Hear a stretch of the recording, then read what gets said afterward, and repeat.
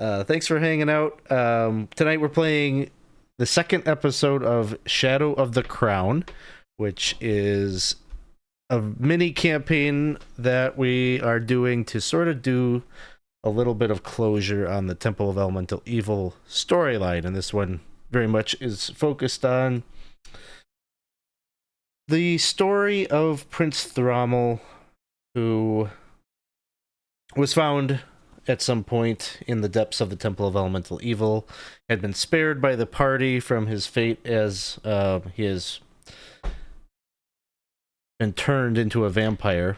And this story is. This campaign is sort of to resolve his storyline and some of those threads that we seeded so long ago when we first started playing Temple of Elemental Evil. So this is a part of our community campaign. If you don't know what that is, just come and join us in our Discord server and ask around about it. It is a drop-in, drop-out campaign where people who just enjoy watching our streams or are a part of our community can sign up for single sessions that allow you to play a portable character that can play in different games with different game masters. We've got a number of different people that are creating different sessions within the Greyhawk campaign setting is currently what we've been using. And hey, thank you so much for the gifted sub. Appreciate that. So yeah, this game is happening tonight, and then Gabe, you've got a community campaign game happening in Sunday morning, I believe at 9. Do you want to tell us a little bit about what little preview of? I mean, it could be the last session of the Return of the Druun story arc. The characters are. I've collected all the items. They could activate the super magical power set and bring into the world some weirdo, or not. All right, Not gonna say more. I think that's enough intrigue for the session. You're full up for Sunday. Full up 6 players. So okay, awesome. So if you want to check out what it looks like, stop by the stream on Sunday morning and check that out. We also have another special stream happening tomorrow morning. We have Gavin Norman on to talk a little bit about the upcoming Dolmenwood Kickstarter, which I think is coming out August 9th. Hey, thank you for the follow. Poby Time. We appreciate you stopping by and hanging out with us. So we're going to have Gavin on tomorrow morning, so it should be a lot of fun.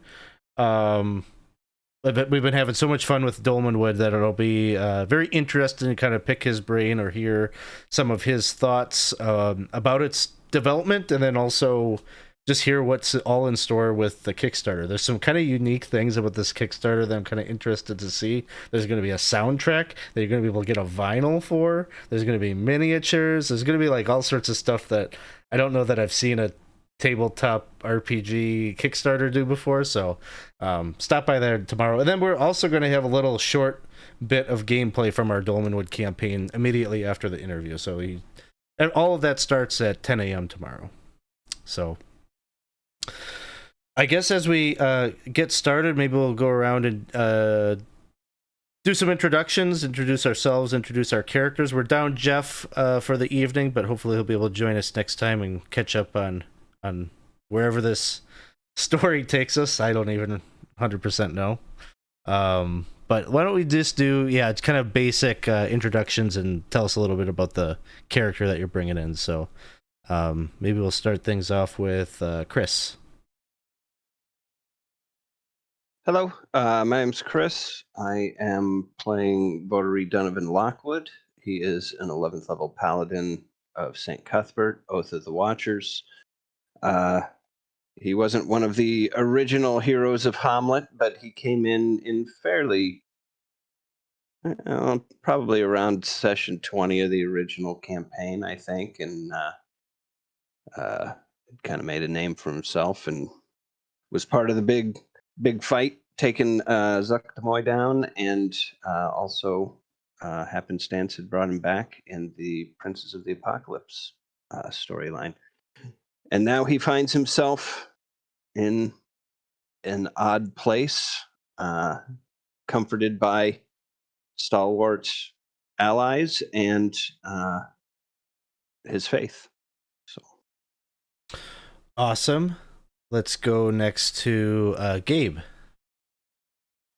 I am playing Thorwald Arno as Donovan. He came a little bit later on into the original Temple of Evil campaign, but made it to the end and also came back for the Princess of the Apocalypse storyline. And I think this is a fitting ending for him because of all of the dear friends and fellow adventurers that he's seen, being losing their life in their quest. And in his heart right now, Prince Thromer kind of epitomizes the story arc of the adventurer going full-fledged from one of the greatest heroes in Greyhawk history to being the bringer of a terrible curse. And he feels that everything he can do to help him, he will try to do that because he cannot let go. Letting go of Thromer would be like the final stone on his tomb for him. Like it would be like,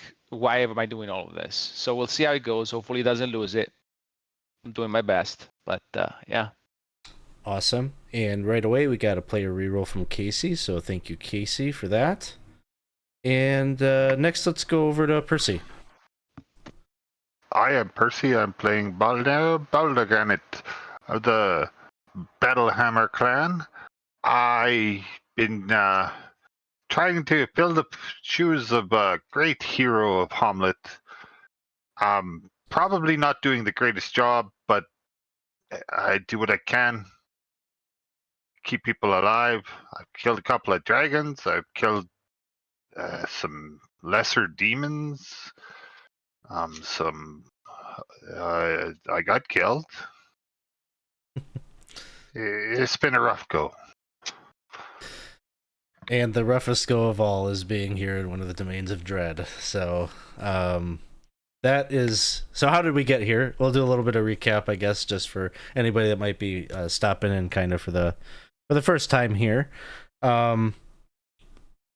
But basically, our adventure started because these adventurers were contacted by Lady Jolene of Voluna. She had a request of them to escort her on something of a personal task or personal business that she had in Furyundi, and she needed an escort to get her into the country unannounced or unnoticed because there is sort of some political turmoil is probably too strong of a word, but political angst in the country because King Belvoir IV has recently passed away, and there's sort of a little bit of a power struggle amongst maybe some of the nobility and such, that her position, being from a neighboring country, does not want to make it seem like she's meddling or playing any kind of sides or anything like that, but had some personal business in Furyundi and needed to. She made it very clear to the adventurers that even amongst them, she didn't really want to say too much about what that personal business was. And the characters, of course, some of them have some inside knowledge about Prince Thrommel being around yet. Alive wouldn't be the right word. Around. He had been sighted not so long ago, heading north, proclaiming that he knew that his father was on his deathbed and he wished to see him one more time. I guess we don't know whether we haven't seen Thrommel since then, so we don't know, did he make contact with him or not. But one way or another, we have learned that yes, that is who she was going to go and meet with. The characters had at some point found a letter addressed to Lady Jolene, signed by Thrommel, suggesting that they meet up. And he had revealed something of his persistence within the world. Characters agreed and went on this quest, and it didn't go as planned. The mists of the Domains of Dread had seemed to pull them in, and they find themselves now within the realm of Darkon. They came to on the other side in the dead of night, hearing the howls of wolves and ferocious things in the dark, and popped up pretty close to an old manor house where they sought refuge, a place to kind of hole up and try to plan what their next steps would be. Jolene is nowhere to be found, and so her whereabouts are a mystery and something that I think is top of mind for them as they try to figure out, where she is. Can they rescue her, and then what? There's also the question of how do we get home, which is probably pretty far down the list, but I'm sure is lingering on the minds of all here. Within the home, they found some books. They discovered, I think, a little bit about the identity of maybe whose home this is. It belongs to the family Van Richten, although it doesn't seem that any of the Van Richtens are present or living or occupying the premises. It's a very rundown, old, dilapidated building. Thorwald found a little doll of a little boy in kind of the little sailor suit that had, for a brief moment in time, communicated a little bit, but has since sort of gone quiet and inanimate. What else? You found that there is another living soul in the house, a man who goes by the name of Firin Zalhanen. He told you a little bit about himself, that he's a paranormal investigator. I think he told you that his reason for being here is he told you there's a great number of spirits that occupy or haunt this location. And he had been trying to use the spirit board that he has with him to talk with them, communicate with them, get them to give him something. And I think he told you a little bit about why he's here, that he's concerned about the health, basically, of the land. That the land is sort of turning to corruption. The dead are starting to rise from their graves, and large chunks of the country are disappearing into the mists. I don't know how much we went into detail on that, but he gave you some kind of maybe trite kind of. We were at the end of the session, so I didn't go into too much detail. But he's basically he's trying to find answers to why this global or this domain-wide phenomenon is happening. You all are probably, I don't know how concerned you are with that. You had contacted the spirits of the house to see if they could help you with if they know where Jolene is, and you got a message back on the spirit board saying something about save him, help him, the gnarled lad. And based on some things that you found in the house, you had, I think, deduced that this probably is a reference to a tree in an apple orchard that is on the premises. And that's kind of where we left off, was you guys were sort of thinking about heading out into the apple orchard and checking that out. But maybe we'll just open up things here in the Van Richten estate. You're in something that kind of seems like maybe an old parlor. There's a fireplace that Zalhanen has been kind of tending to, and he's sort of set up his base of operations out of this little room. He's got a like a crow familiar with him that's kind of watching over the room, and he's maybe as we're opening up, he's just talking with you. Yes, I think you are indeed right that this gnarled lad seems to be a reference to this apple orchard that you found on that map on the eastern side of the premises. So you're not thinking about going out there in the dead of night, are you? I'm afraid it seems that time is of the essence, both for us and for you, perhaps. Well, And the lady. Especially the lady. It's only a matter of time before he bites her. yes. How long have you been here?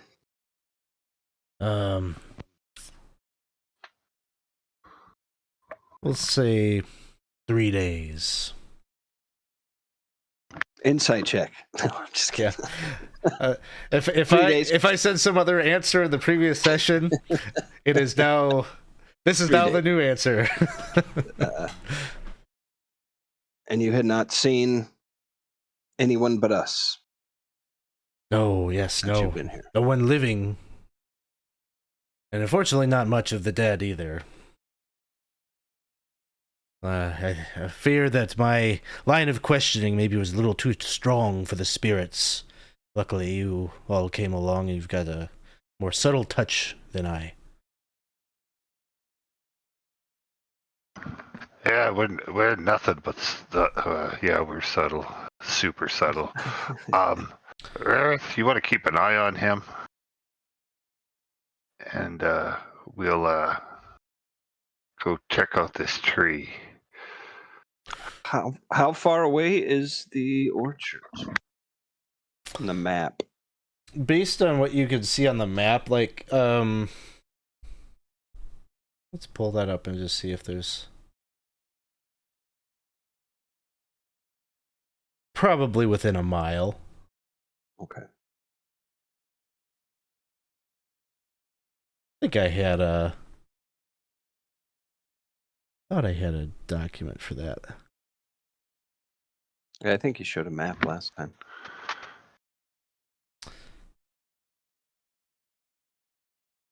And if you two can secure the room, we'll probably need to rest after this, because we've been traveling all day and it's getting late. And you two don't look very good. Are you guys all right? I have quite a bit in me yet. I always look this way, so. I'm not sure that's true. How are you sitting around there? Oh, I'm fine.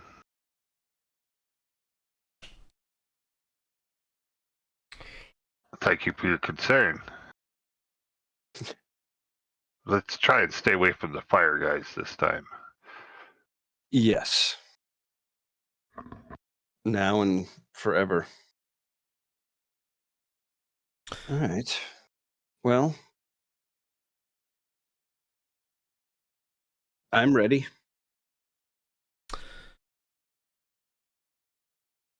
So Holland just says, I will remain here at the house. I'll see if I can get any more information out of the spirits now that you've gotten them to open up a little bit. Please do take care while you're out there. Given how you've come to be here, I think you know the dangers, but... Well, be safe, my friends. Thank you. And you guys are human, right? You can't see in the dark. Why are we leaving Rarith behind? Yeah, so just to be clear, this is how I handle, like, when we've got a player absence, like, they're with you, but mechanically, we can't interact with them. It's just you have to suspend disbelief that they're a part of the action, but, you know, as far as the game part of them taking actions and dealing damage and all that kind of stuff, like, it is what it is. So I would say he's, you know, I don't think there's a good reason, like, storyline wise, like, why he would actually stay at the house rather than go with you. So we'll just say he goes with you, and that'll work. So the plan is to head out there. Anything that you want to do before you head out? I guess I will have the flaming sword up with the flames up so I can project light, taking care of the seeing part and also being seen part, I guess. So you guys head out, and it is still dark out. It's still night. There's sort of an autumn chill in the air, a howling wind that is blowing the limbs of the trees that reside right next to, adjacent to the house, kind of causing them to kind of bat against the exterior and kind of claw at the windows and such. And you are, of course, looking to the sky, hoping you don't see sight of that headless horseman. But it doesn't seem to be something that you see as you start to move out. You've got the map, so you're kind of following this this old clearing or path that is like totally disused, covered with like limbs of trees that have fallen down and debris and what have you. You eventually make your way to this opening where there is a lot of these kind of old, dead-looking apple trees, and the mist and the fog clings pretty tight around your group. You probably only have visibility out like 30 feet or so. But as you're coming to kind of the outskirts of this orchard, you've got a bit of light coming down from the moon overhead. Intermittently, there's a heavy cloud cover that kind of blocks it momentarily, but as it passes by, you once in a while get this illuminescence, and then you've also got the light from your sword, right, Thorwald? So, and probably my Mace of Disruption. And your Mace of Disruption, yes. You could still hear some of the howls of the wolves in the distance, echoing forward, almost calling out like a warning. You're kind of keeping your ears to the proximity of those calls just to keep tabs on whether they're drawing closer. For the time being, it doesn't seem that they are. I will, I cast Aid on myself and Brownera and Thorwald. So.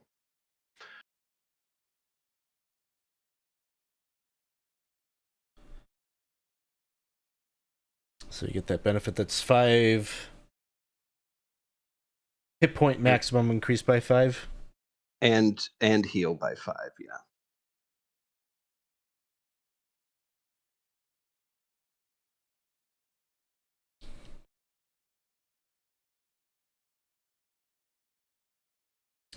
So as you're coming into this clearing, you definitely can sense, like, you can't see through the orchard.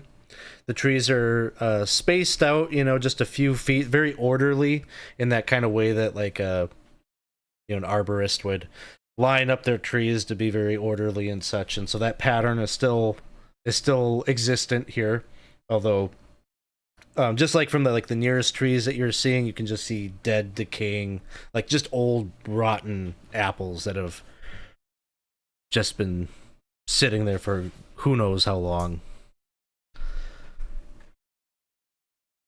You kind of hear rustling, maybe faintly, inside the fog. Unclear whether that's just the natural from the wind or if what you're hearing is like something moving about in there. And you say we can see out to about 30 feet? Yeah. Kind of about to the extent of our light? Yep. I will go ahead and kind of open up my senses to Divine Sense just to see if there's anything within 60 feet. That would be a celestial fiend, undead. Undead. Okay. They're outside of our vision.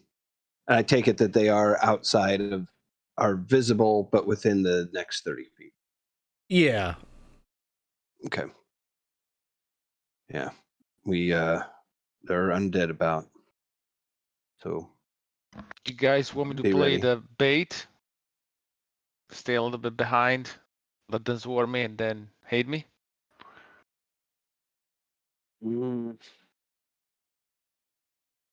I think if we stay together, probably be Yeah. better off. Yeah, I say let's find this tree. Hmm. Just be ready. And as you're talking, very cautious on the edge of the orchard, you hear from within the fog like a really pained draw of breath.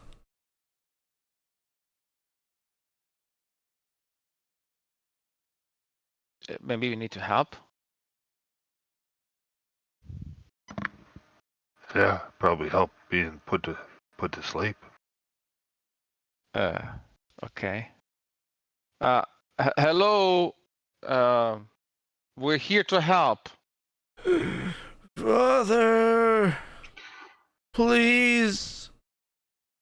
And as you're hearing the voice like cry out, it kind of sounds like a youthful voice. They had a boy and a girl, right, Donnie?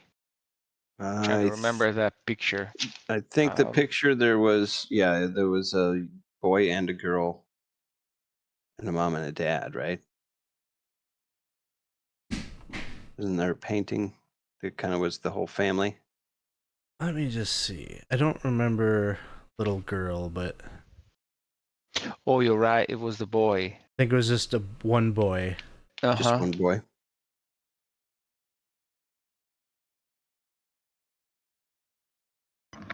So we planning on keeping him alive?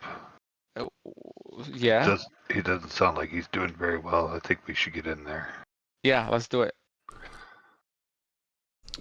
So you start to move forward through the mists. You can see the silhouettes of the trees all around you as you move forward, kind of following the sounds of that gasp. And in pretty short order, you come to a very large tree. It is, I don't know, the height of an apple tree like isn't like terribly tall, I don't think. Maybe 10 feet, Yeah, 20 feet 20 feet max. max. This tree would probably be like 30 feet tall. Like it is considerably larger than the others around it. And very broad trunk. No fruit upon its limbs, no leaves, just bare branches. And a very gnarled looking bark that is kind of warped and twisting and very strange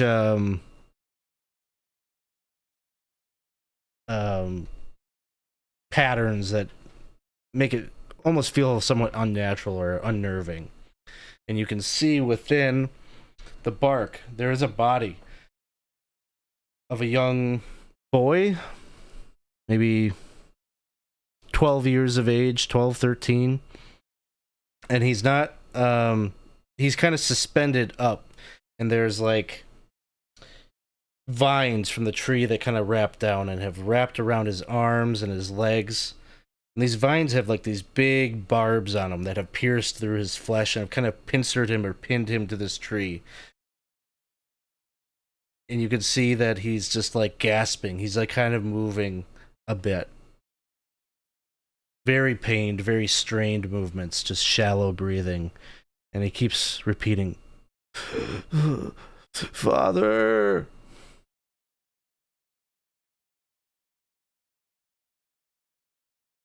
I think that Towa that this would not say anything else, just rush toward the guy. Wait, Thorwald.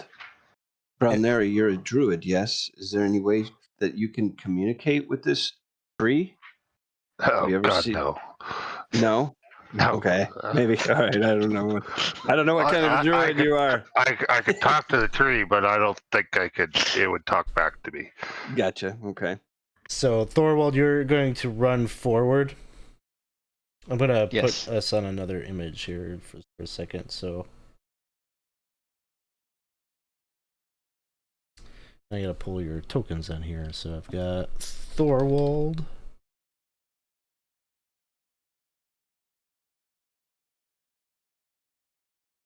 And Donovan.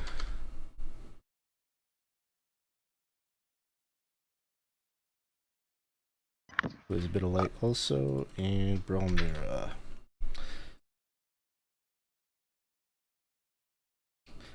I think Brelnera would like call out to Thorwald as he's running forward. It's probably a trap, you know. Doesn't matter. So Thorwald, you run forward, and yeah, you can see him there, like kind of on one of the, like the on the bark, just hanging there, and he's like, it looks like he's just barely conscious or aware of you coming towards him, and there's just a moment where he's kind of looking into your eyes, and you almost feel like he's about to like tell you something, as you can feel like the tree reach down and try to strike at you. So we'll have the tree make an attack, and then we will roll initiative.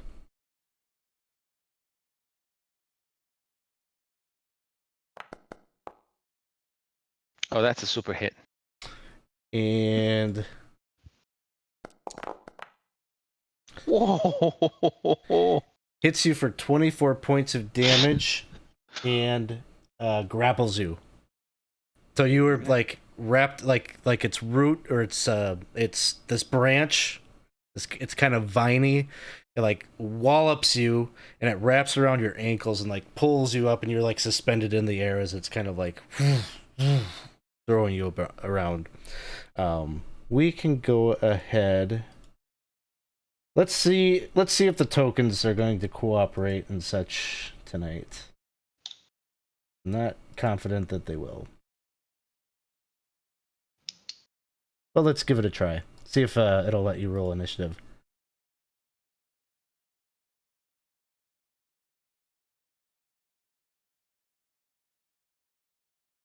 Do we have a bonus because of you, Danny? Actually, I don't for sure, but Yes. perhaps. Yes, you will have +4 to your initiative.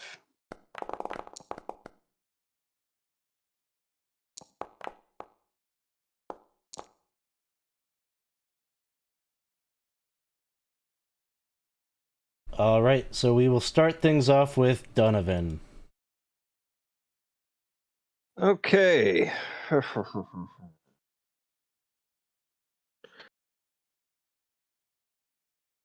I think first and foremost,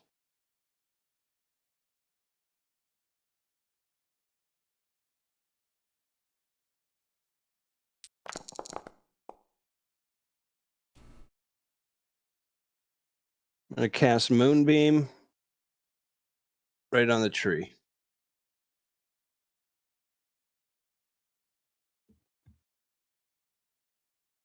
Beam of light shoots down, pierces through the heavy cloud cover, and right down, almost like a halo upon the tree.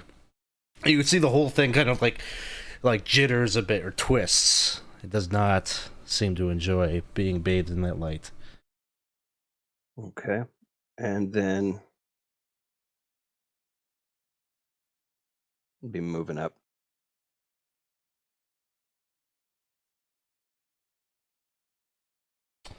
I think that yeah, I think that's it. That's all I can do. All right, the tree is going to take a legendary action. Holy crap.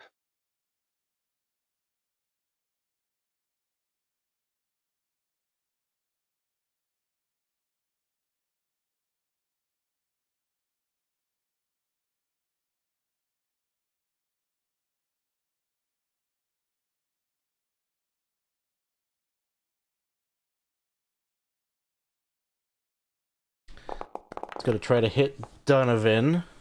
24 to hit. Yes. 15 points of damage. Mm. This does not grapple you. Okay. And then next up is, you just see the boy is just like writhing, and he's just like, Father, please end it, end this. And then it's Brelnera's turn. How is not Donovan? Gabe looking. Thorwald. Like he got just a branch into the head. It's like, oh, shit. I'm okay. I'm okay. I'm going to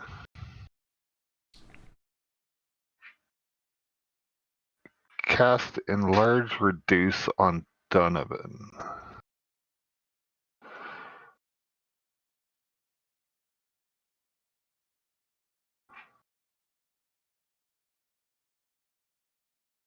All right, so Donovan grows in size, gets an advantage on strength checks and saving throws, and what is it, an extra D4 damage, I think. Yep. Yes. All right, anything else? I will wild shape into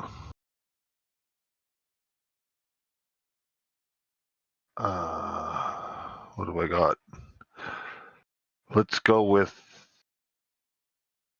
the giant scorpion, All right, and I will move forward.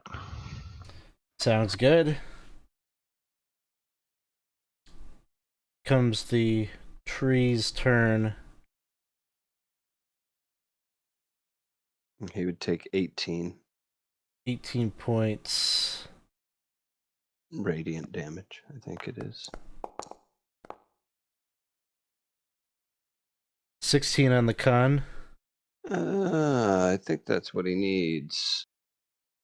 15. Check. So he makes it. 15. Yep. Okay. 9. Let's see if he is vulnerable. Not vulnerable, but he takes all 9 of that.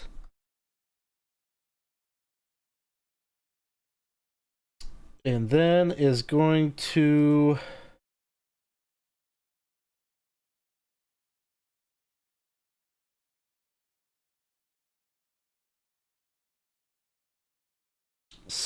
try to sap some life from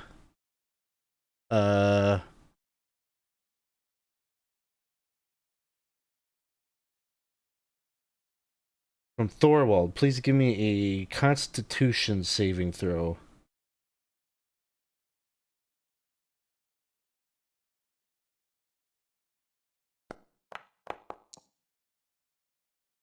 All right, you make it.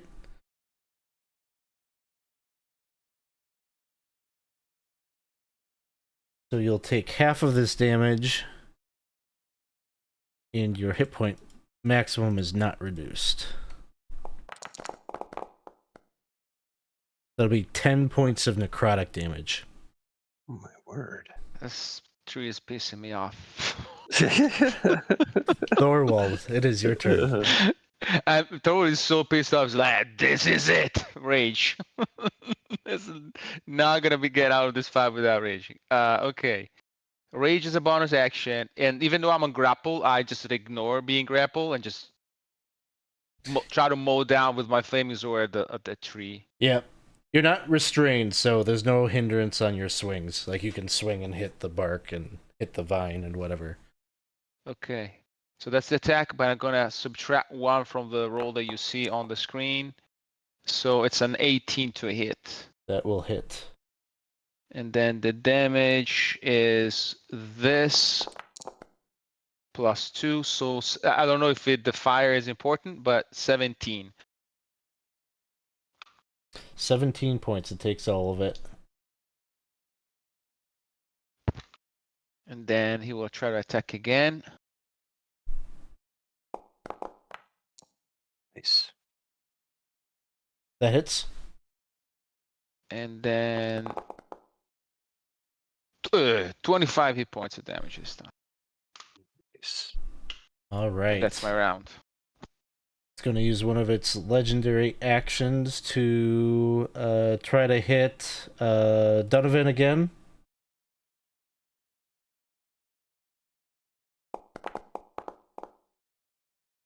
But a 14 will miss. And then it is Donovan's turn. All right. Me being large. 1, 2, I'll just move up to here and swing away.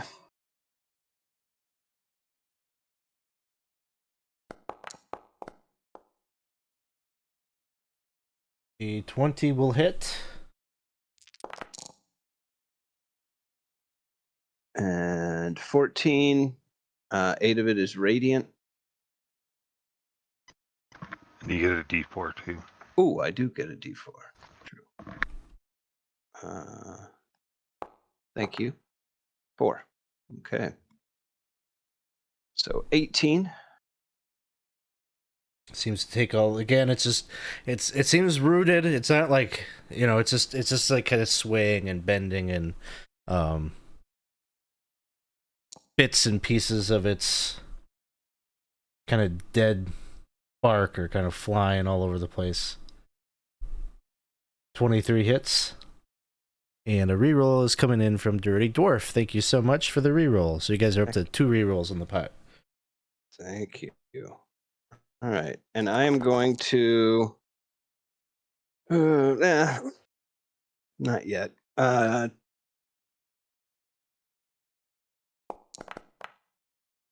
26. 6.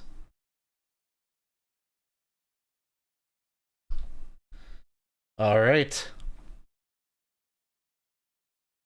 And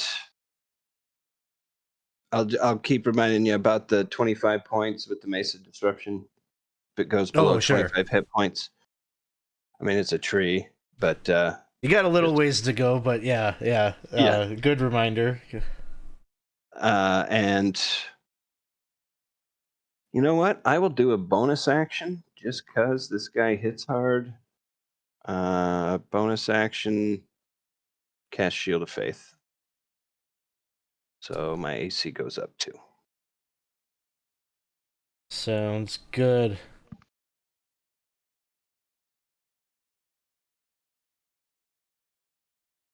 That's it. All right. It is... I'm going to go ahead and try to take another swing at Donovan. Legendary action. A 20 will miss.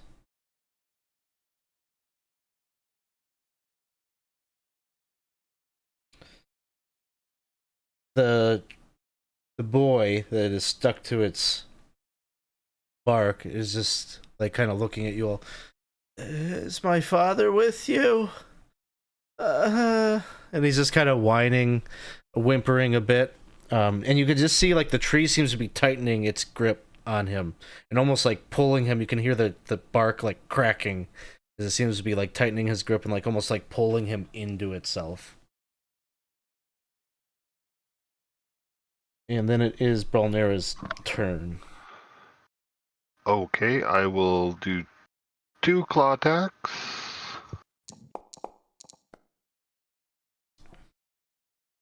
Guessing a 7 misses. That one misses. And an 8 probably misses. And then the stinger will come in from behind.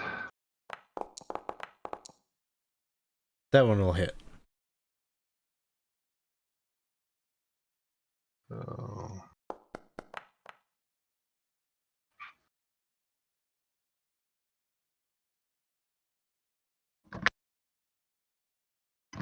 6 points of damage, and it needs to make a DC 12 Constitution saving throw.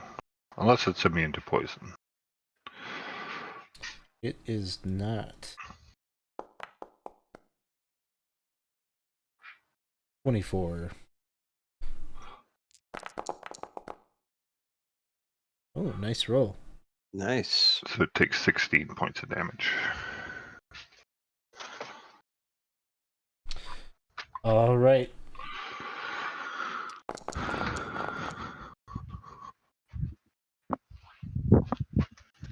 That's the moonbeam. It'll use its on its last legendary action. Will try to grab the scorpion by the tail. A 21 to hit. That hits. And On this one, you'll take 9 bludgeoning damage. Okay. And that 3d10 that I rolled there, Alex, is the moonbeam. Constitution saving throw is an 18. All right. How 5 much? points. 5 points? Yeah. All yeah, right. 11 halved, so 5. And then it becomes its turn. It's gonna make one attack. It's gonna try to bludgeon like Thorwald against itself, basically. That one will miss. With the other one, it'll try to do this to the scorpion. 18 to hit. That hits. 19 points of bludgeoning damage.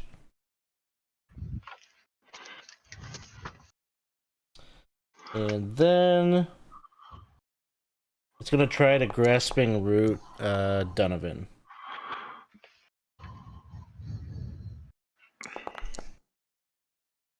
$24 to hit. That's just what he needs. So all 3 of you now are like suspended. You'll take 9 points of bludgeoning damage. Now, I am large. I don't know if that matters. It won't matter. It'll be able to lift you up as well. All right. So it's got all 3 of you kind of swinging around like a flail. And then it will become Thorwald's turn. Thor will continue trying to hack at this creature.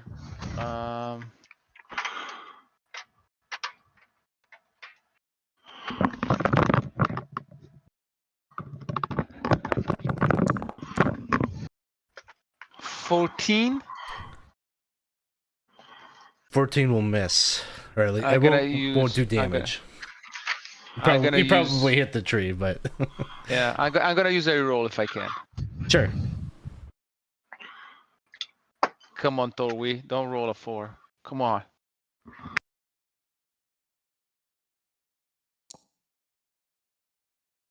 Jesus 6. Christ. Oh, it's actually 15. 15, isn't it? 15. 15 will miss. Okay, it's not faith. Okay, second attack.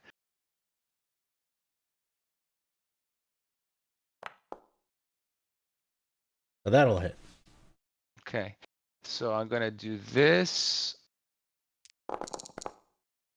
So 21 points of damage, and I will smite. I will throw in a first level smite. Is this an undead? Let's say that effect applies to it.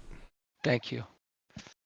And then it will take this. So 21 plus 24, 35 points of damage total.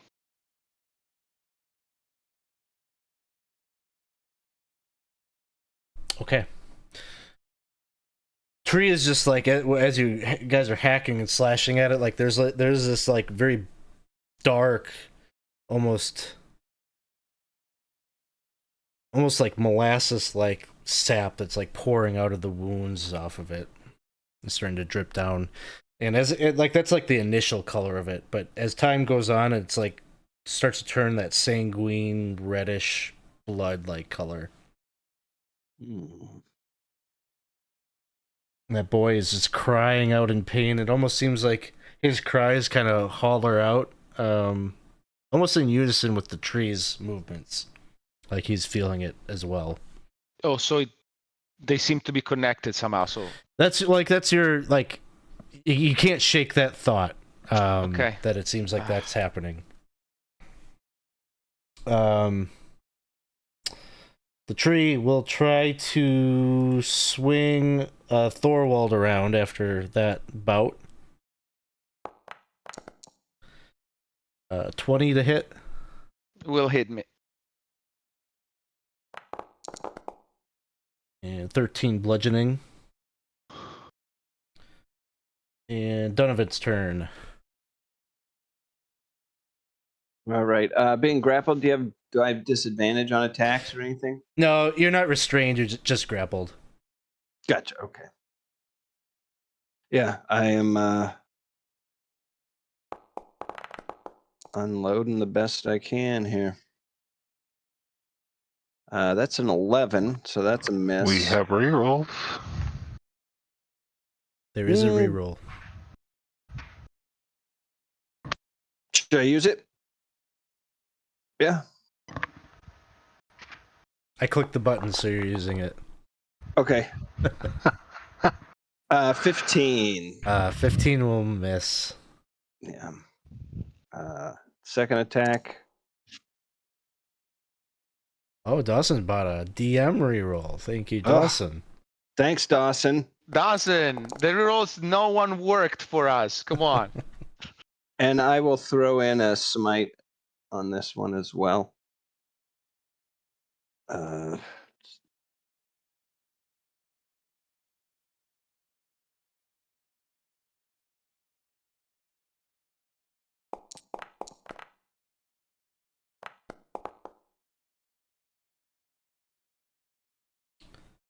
And 11 more. So 27.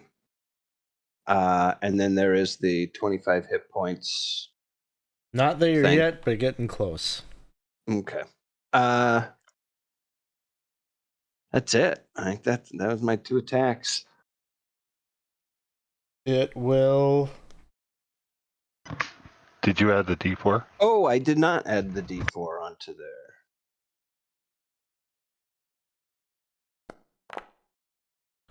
Every One point more. helps. That's right. 28 points. The tree is going to try to bludgeon Donovan after that.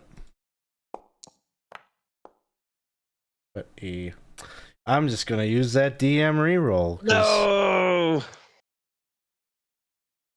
Dawson wants to see blood. I know it. Mm-hmm. Oh, it's a miss. 22 is still a miss. That will bring us to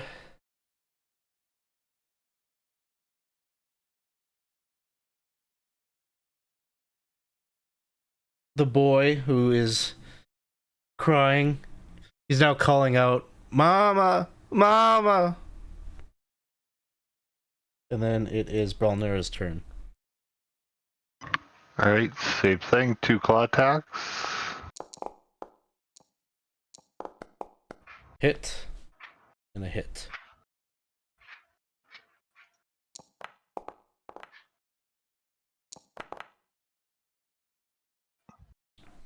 So 10 points of damage. 10 points. And the stinger comes out.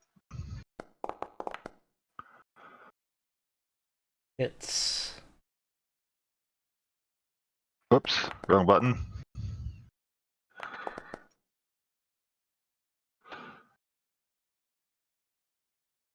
Uh, 6 points of damage. And a constitution saving throw. You got a 19. Oops, that's the wrong button too. Try that one. Oh, Another solid roll. 16 points of damage. Poison damage.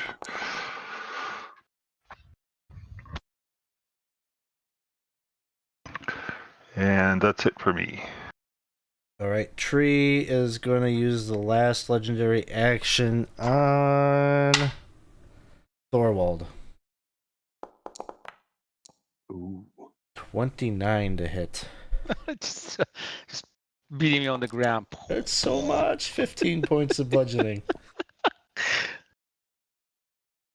And then it is the tree's proper turn. And it has the moonbeam on it. Oh, that's right. It does have the moonbeam on it, so we'll see. It's either 12 or 6 points. 6 points. 6 points, okay.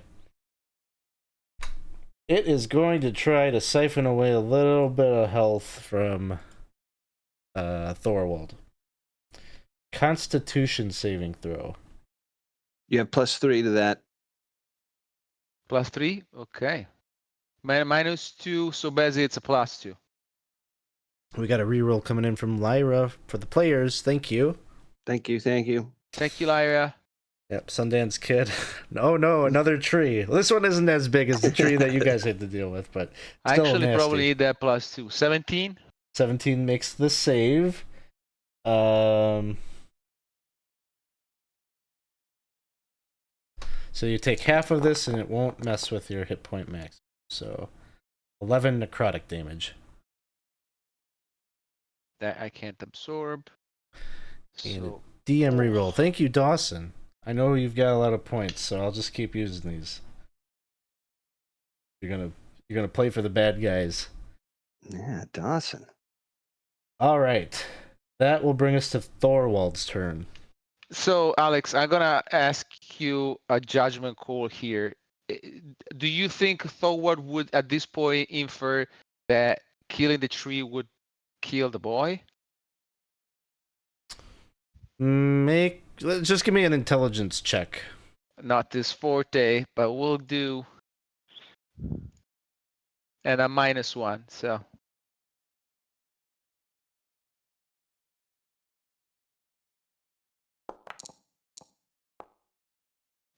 Not bad. 16. Maybe a perception check would have been better, but we're gonna go with this. There's something strange about the boy. He's got very sharp, pointed teeth. His skin is very pale. You think he resembles the features of a vampire.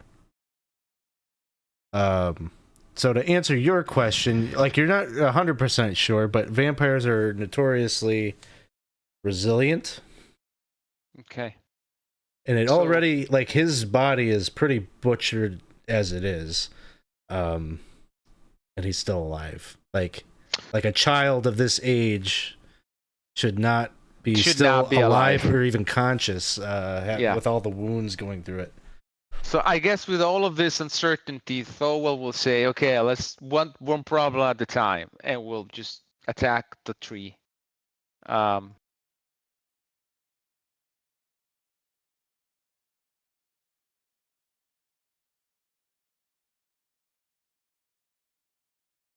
The VTT collaborates, which it's not. It's okay. I can find a way going back. Here we go.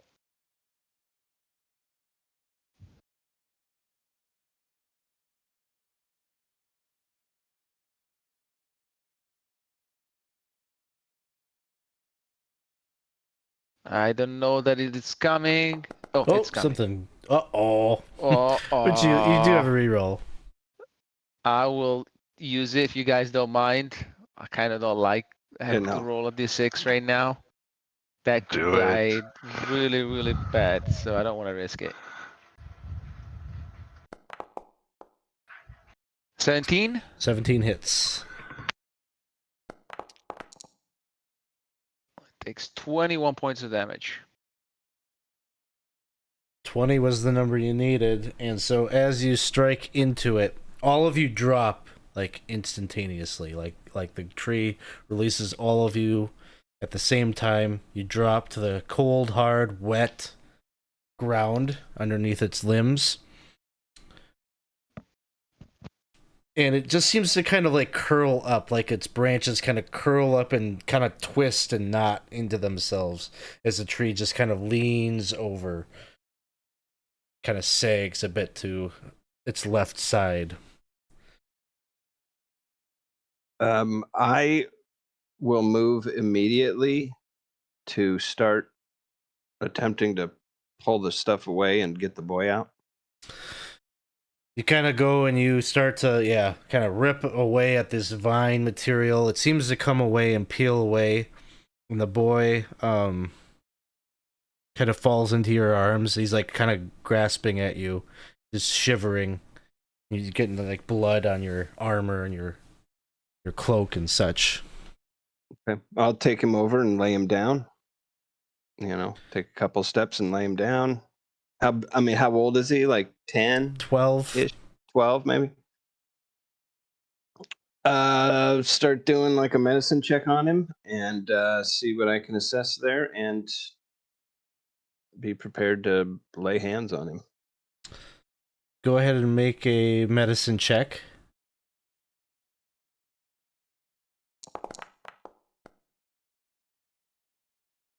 So, as you're like leaning down to kind of prepare to like staunch any wounds, like he literally has like huge like holes through his flesh that have gone right through his veins. It's just blood everywhere. Like he's soaked, and he's like, you're kind of at a loss. Like, how do you even begin to try to staunch such wounds? Magical healing maybe will help a bit, but the entire time the child is just saying, "I'm so hungry." I tell him, lie still. Tell Thorwald, get some food or whatever, and I will zap him. Give him 5 points of lay on hands. And as you attempt to do that, you're a little bewildered when no effect seems to take hold.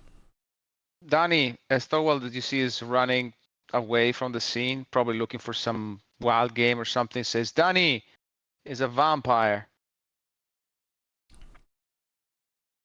I move back from him.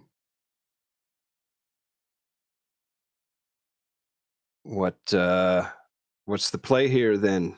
I'm gonna see if I can get some wild animal and feed it to him.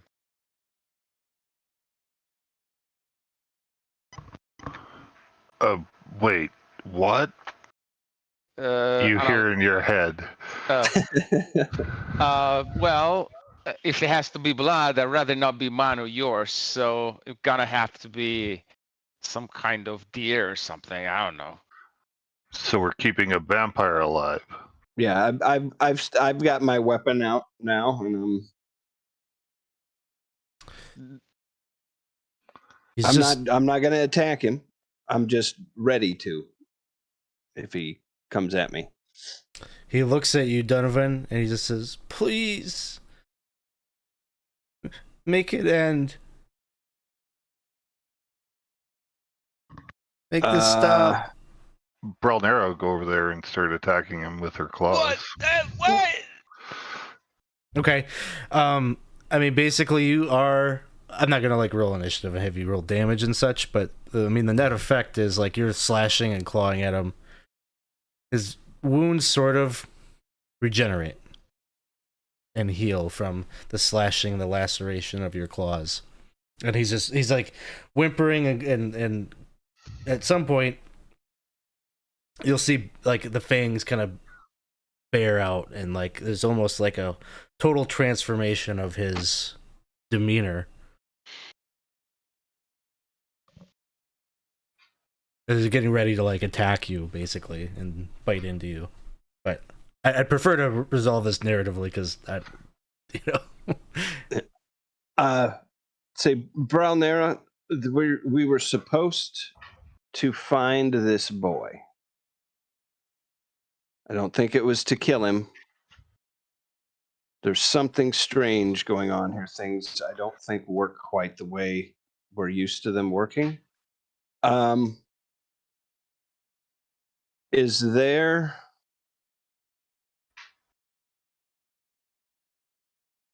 I will go over that. Is that tree still bleeding? Does it still have like red blood and stuff? Could I go over and take something and get like a cup of that blood and bring it to the boy? Sure. And see if that would satiate him. You can see as you bring it over, like you've got like a vial or a piece of your like mess kit or something that you've collected some of this blood up into, and the boy like looks like disgusted initially as you bring it over, but some kind of like instinct takes over as he grabs it, and he just starts like kind of sucking it down and just like lapping it up, and his face is just this crimson mask. and kind of lets out a sigh of relief. It's gone. The feeling has passed. Your hunger? Yes, Who are you? What is your name? my name is Erasmus. I think. Something's not Erasmus right. Van Richten. And then it looks at you, Thorwald. You have something of mine. Could be. It takes out the doll. And you watch as he goes and he reaches out for the doll. And as he does, his entire body just turns gray, like ash, and deteriorates away. And the doll just like drops on the ground. The wind, that chill autumn wind, kind of just blows his little fragments of him away into the woods. Guys, that was not my intent. I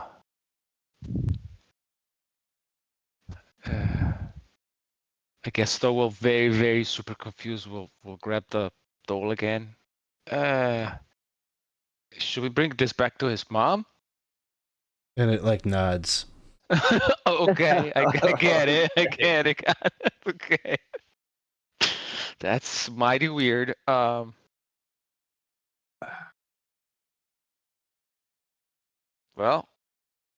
better get to it.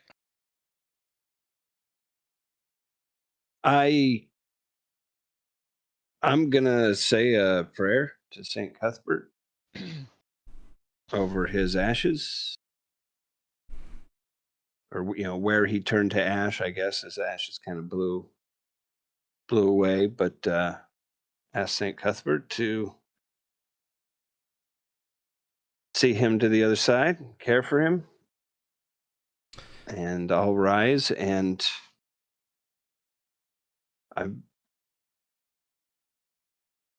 this is very confusing, Thorwald. To say the least. I've never seen, nor have I ever heard of anything like that taking Well, place. granted, it could be that I'm so concussed by being beaten on the ground 3 times that I'm not really seeing things properly, but yeah. When you say your prayer to Saint Cuthbert, it's a very it feels just like that period of time just after the fall of the Temple of Elemental Evil. Almost like you're still able to draw your divine powers, like that communication or link with him is still there, but it just feels like it's a one-way channel.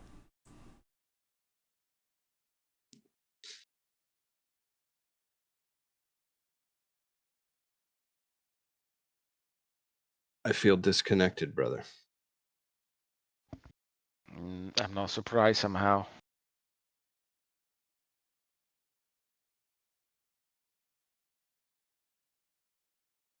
The sooner we're out of this place, the better. Couldn't be soon enough. So Let's gather our things and head back to the house. you begin to navigate the path or the trail back through the very unkempt grounds of the Van Richten estate. There's a bit of haste in your step. You don't want to be out here any longer than you have to, but there is a moment as you're crossing the grounds back where you can see like a crimson arc that kind of illuminates the cloud cover up ahead or up above. And you just get this sense that that headless horseman is still about and still around. You don't get clear sight of him, just that crimson aura from his nightmare steed, and that maybe doubles your speed as you kick it back to the Van Richten estate. And so you return back to Fearon's Elhanan and the parlor. Is that the idea? And as soon as you enter, it feels good to be in the... There's not much that's really inviting about the house, but being in front of the hearth and being out of the mist is definitely some minor comfort. And he stands and he says, Good, good. So you made it back. What did you find out there? A demonic tree and this boy. This boy was a vampire. We helped him, but somehow when I handed him over his weird doll and pulls it out, he turned into ash. And Fearon looks intrigued by your story, but his eyes get really wide. And he like points behind you. He's like, There! Do you see her? And you can see the spectral form kind of materialize. And there's a woman, maybe mid 40s, early 50s. It looks just like the picture of oh,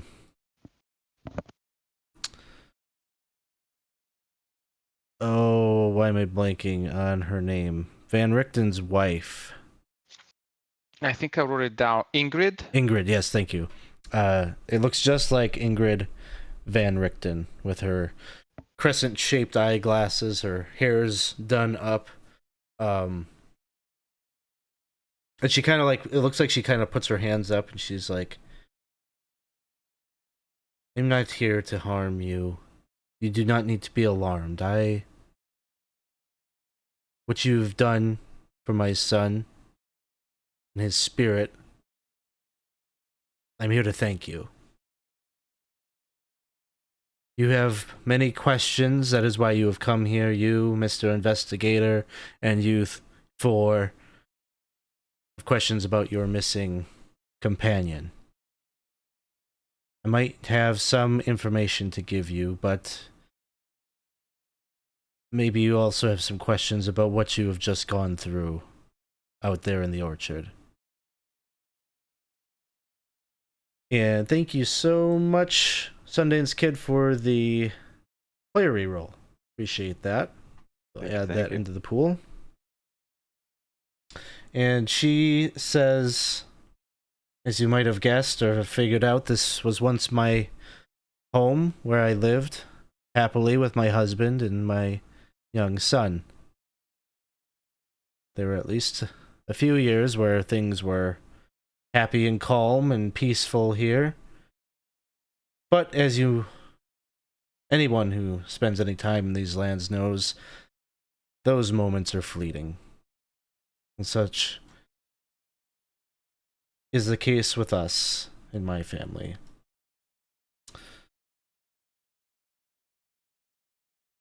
And she takes a pause. Even the spirit just seems like it's very painful to recall what she's about to tell you. And she says, one day, our family's world turned upside down. Erasmus, our sweet boy, was taken from us by a band of Vistani, a roguish group. They'd been hired by an accursed creature, a vampire who goes by the name of Baron Metis. The Baron yearned for mortality. He was seeking a way to cure his eternal curse, and he believed that perhaps the blood of a youth could be the key. And so he made us some sort of deal with these Vistani and kidnapped our son. My husband, Rudolph, he was desperate to find our boy. He ventured out into the darkest parts of our world, tracing the paths of these Vistani. I stayed here, clinging to the hope that maybe one day I would see my boys, my husband, my son again, and they would return and we would live happily here again.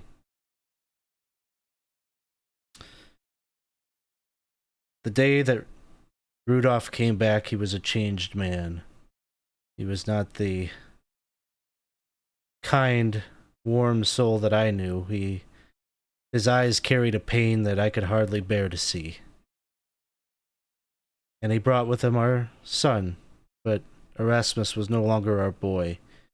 He had been transformed into a vile creature of the night. Erasmus begged Rudolph to end his suffering. And he forced my husband to make the most heartbreaking of decisions that a parent can make. He did what he believed to be right, but at a terrible cost. On that day, I lost not just my son, I lost my husband as well. Our lives would never be the same. He became hell-bent on a relentless pursuit for justice. Don't get me wrong, I don't begrudge him. I understand. A piece of me wants justice at any cost as well, but he went out into the darkness, combating the Baron Metis and dealing with these Vistani.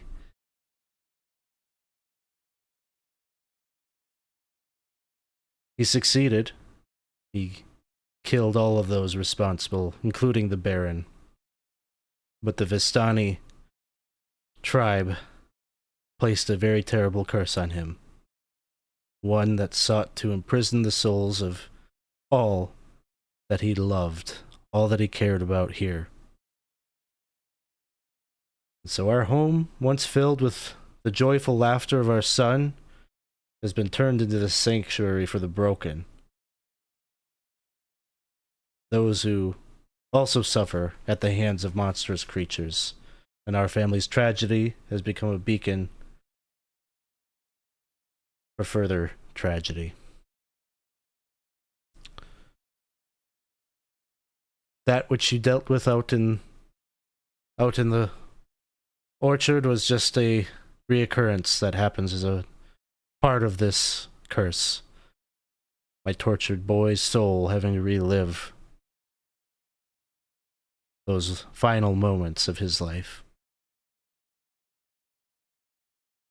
But I thank you for going out there and dealing with it, even if it is but temporary comfort for him.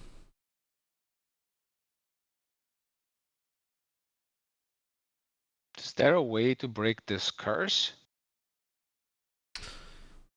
I'm sure that my husband is out there somewhere looking for a way, even now. I fear that the only way truly to break it is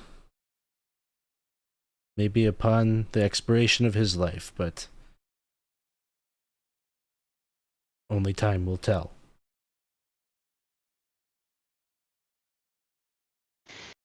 That's a very sad story, milady. I'm deeply sorry for your family. But alas, I must ask you if there's anything you know about the Lady Jolene that we can do. I do not. But there may be an object out in the family sarcophagus that can help you. A seeing sphere, a crystal ball, a divining device that once belonged to the Vistani who placed this curse upon our house. Once belonged to Madame Radonovich. It is yours, as a reward for what you have done. Perhaps you can use it to see where your friend is.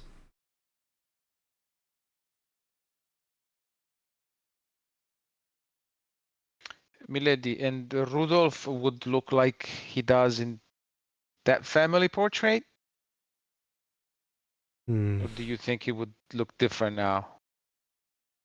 Likely he is much older now, and wearing many disguises. He is, of course, a very long list of enemies at this point in his career, hunting these monsters.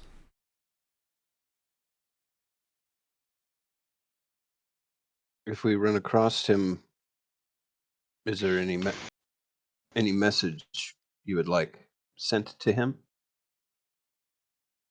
Or anything that we can tell him, I suppose, to let him know that we have spoken with you? You can let him know that he still has enemies in this land, the Baron's sister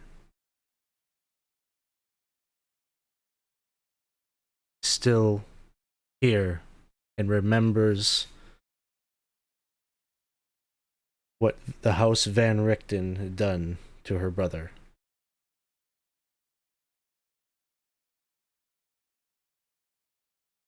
Do you know what is occurring in this land? This other gentleman here says that the mists are taking the domain here. The land has been abandoned by the ancient.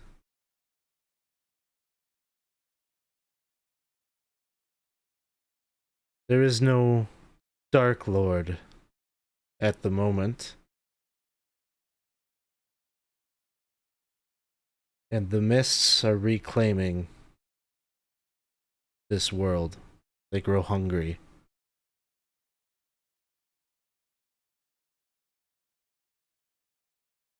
So as long as there is some great evil presence, the mists are held at bay. But once one leaves, the mists take it and it becomes the domain of another. Many scholars speculate about what could happen. There have certainly been periods of time in the past where pieces of this land have broken away, never to be seen again, swallowing up entire cities, entire populations of people disappearing overnight.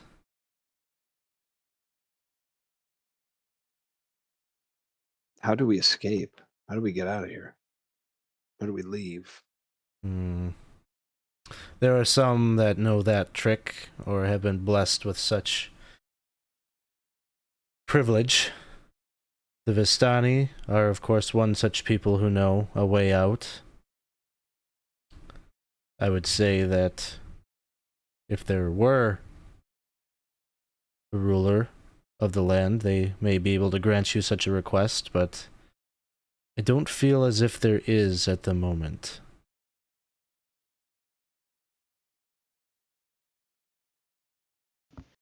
And Firin might, you might hear him kind of muttering to himself or talking. He's like, so this confirms that Aslan is no longer in the realm.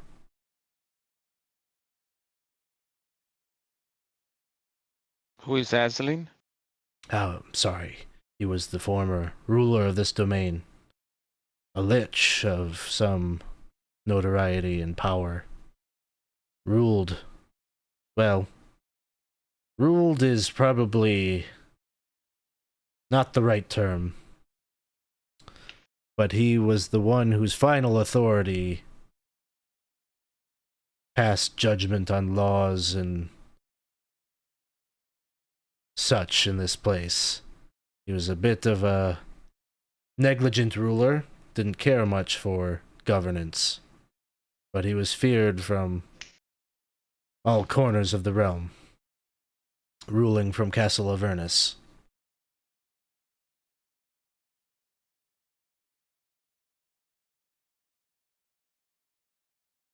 So it does appear that this Aslan is the reason for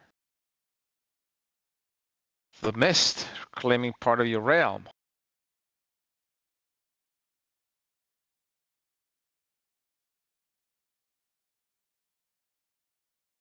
Could be.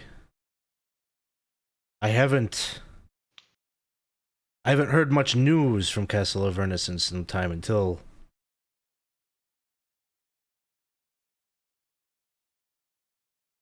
some say that there is a new king.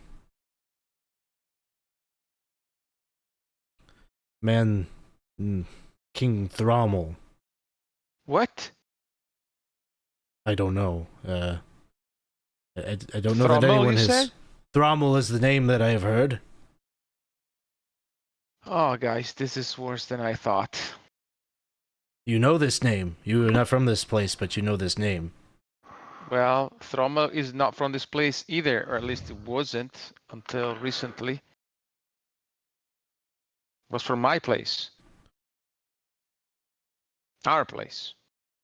Thorwald, is it such a bad thing that this prince of yours takes over this realm instead of the realm of men? That was my thoughts exactly, Bromwell. Perhaps we can help him.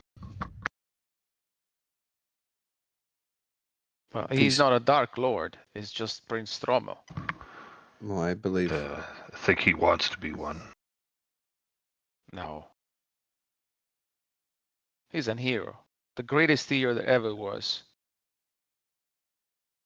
Well, if he's that good of a man, then leaving the realm of men is probably a good thing for him to do. Do you guys think that he actually asked that headless creature to kidnap Lady Jolene? Yeah. If he set up shop here, and if he has kind of become the master of this particular land, I would say that yes, he sent that creature to capture Jolene and bring his bride here.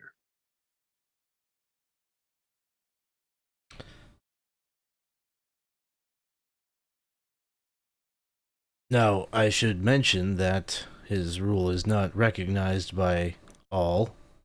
It is just a name that has been floated around that I've heard. I'm not sure if anyone has even seen this supposed king. There have been, for the past few years, some rumor or speculation that Aslan had died or had moved on. There are definitely different power centers that have looked to fill the void of his governance.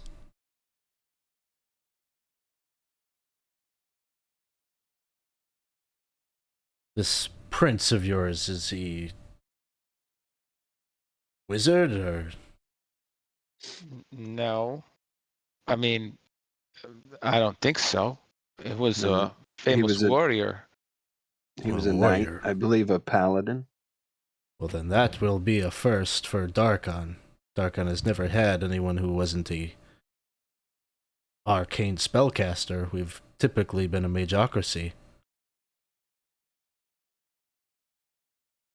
Hmm. Very unusual. Are you from here? Oh, yes.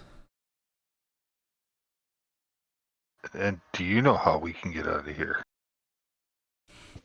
Like I said, probably your best bet would be to find and befriend a Vistani. You could feel like the room kind of darken a little bit, because I would think that Dr. Van Richten, she's still over there, and like that fury kind of transforms the room for just a moment. Well, one step at a time. Let's get our hands on this gift from the nice lady, the seeing sphere, and let's go from there. But it does seem that we're going to have to pay a visit to Castle Avernus at some point. Do you want to do this tonight, or do you want to do it in the morning? To morning. I'm a little bit hurt. Oh. I can help you out with that if you like. Well,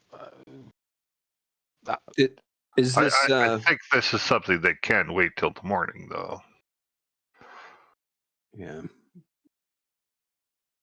Sounds like there's a lot of things that are moving and in play at the moment, and time may not necessarily be as on our important. side. Well, and it may not necessarily be as as important. We can be a little more meticulous with our actions, and I guess what I'm saying is I don't think anything's going to be happening tomorrow that we would need to I also don't want to stay here any longer than we have to. No, This that place is kind of creeps me out. But guys, is there any chance that so Prince Thrommel is here supposedly, and he arranged for Lady Jolene to be kidnapped by that horrible creature.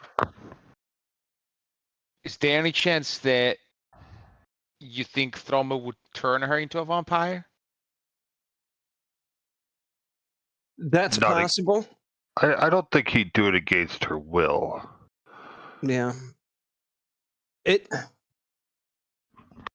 could also be that there is another player that is using maybe this Aslan knows that that Prince Thrommel is here, and as an act of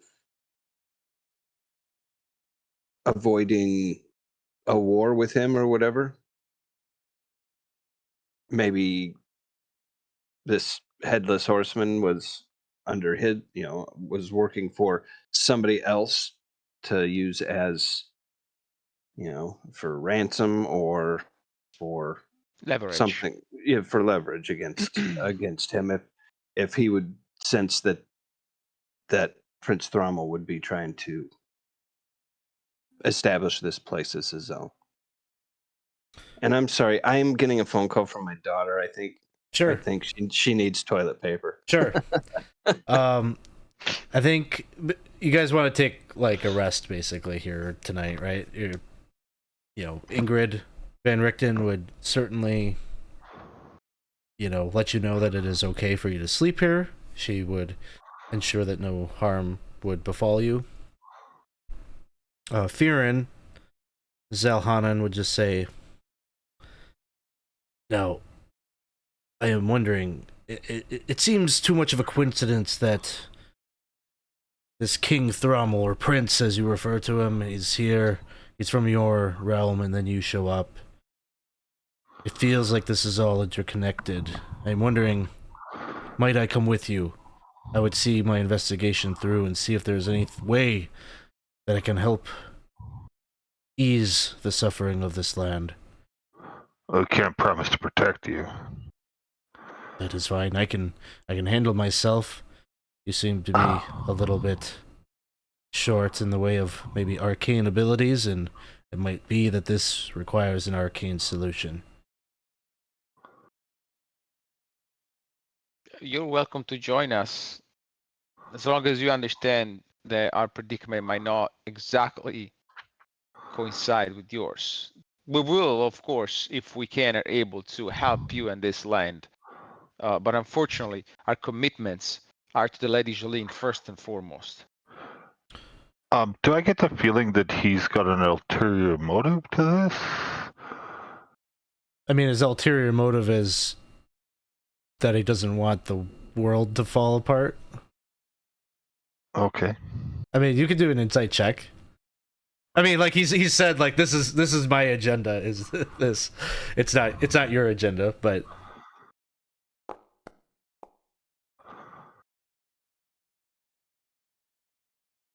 22?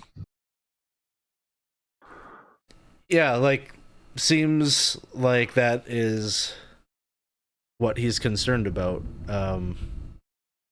You probably see he's got a stack of notes.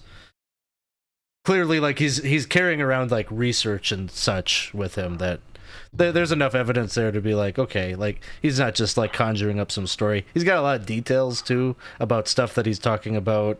So, Okay. What do you say, Danny? We bring Mr. Zahalan with us? I think so. The sarcophagus that contains this seeing sphere, how is it protected?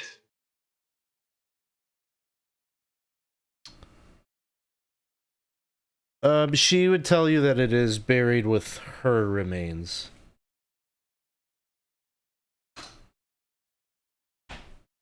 And is it far? She says that there's a small graveyard on the western side of the grounds, about the same distance to the orchard, like 10-15 minute walk there. Do you guys want to deal with this now or wait until the morning? I say let's wait till the morning. I'm fine with that. Because I can certainly heal you guys up. I can heal myself. It's just a question of are we in a time crunch or not?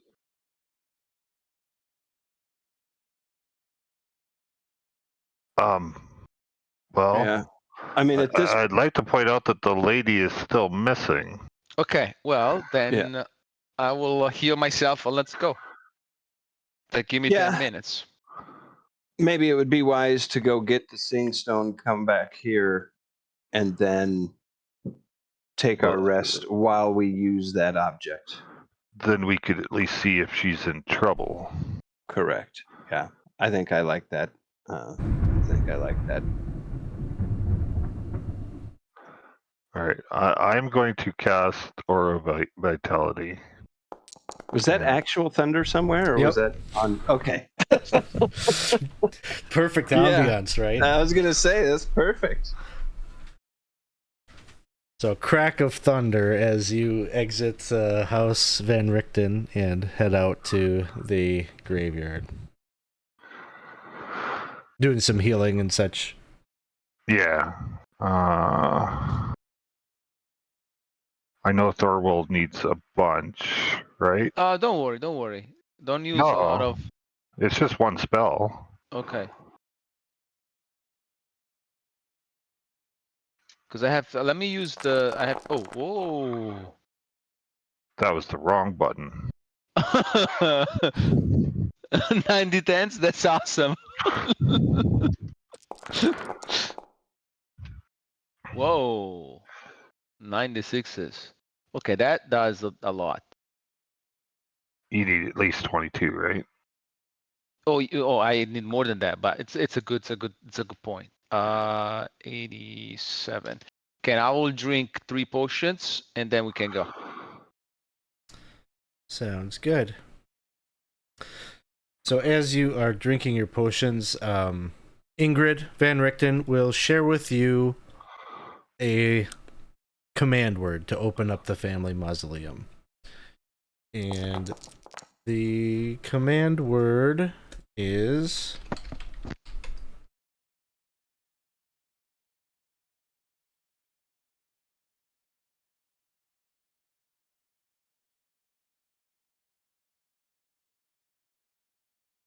Eternal Vigilance.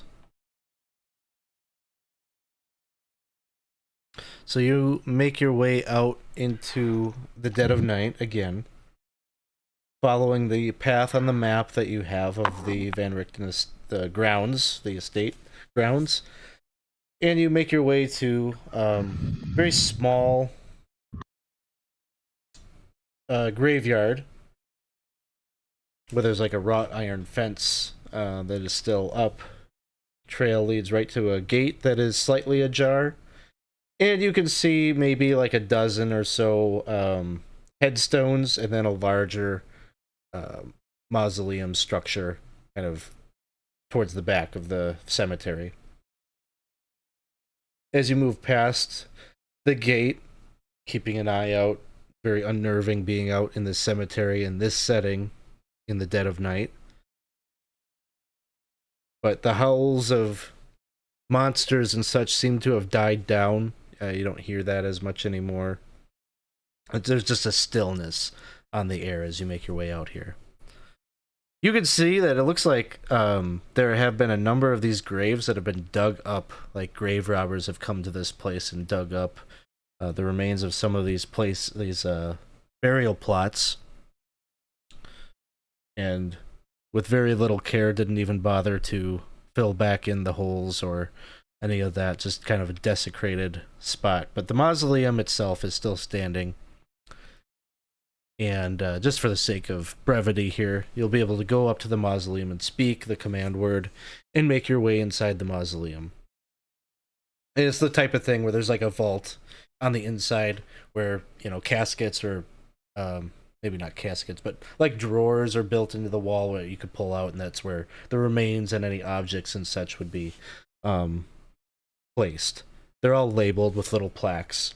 And so very easy for you to find Ingrid Van Richten's vault. Open it up. I assume you're going directly to that. You open it up. Her bones are in there, but yes, there is a crystal sphere in there, just as she said.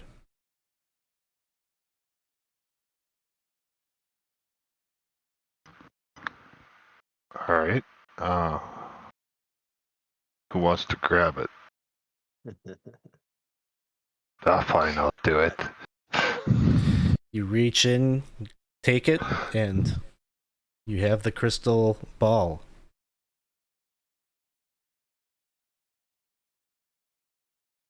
All right. Should we leave? I would say so. All right. You make your way back across the cemetery grounds, begin to head back. You're very weary, very tired. Again, you haven't slept since you departed from this morning, like when you were back in Furiundi. You're a little jet lagged as you're going back to the manor house. And so you're kind of feeling good about maybe being able to get some shut-eye when in the sky you can see that crimson arc yet again.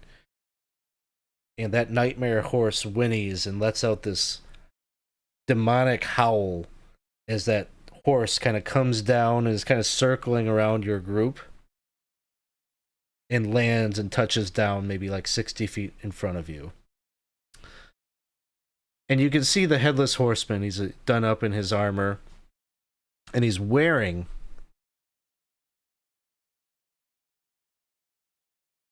a pin and a cloak that is the sigil of Furiundi.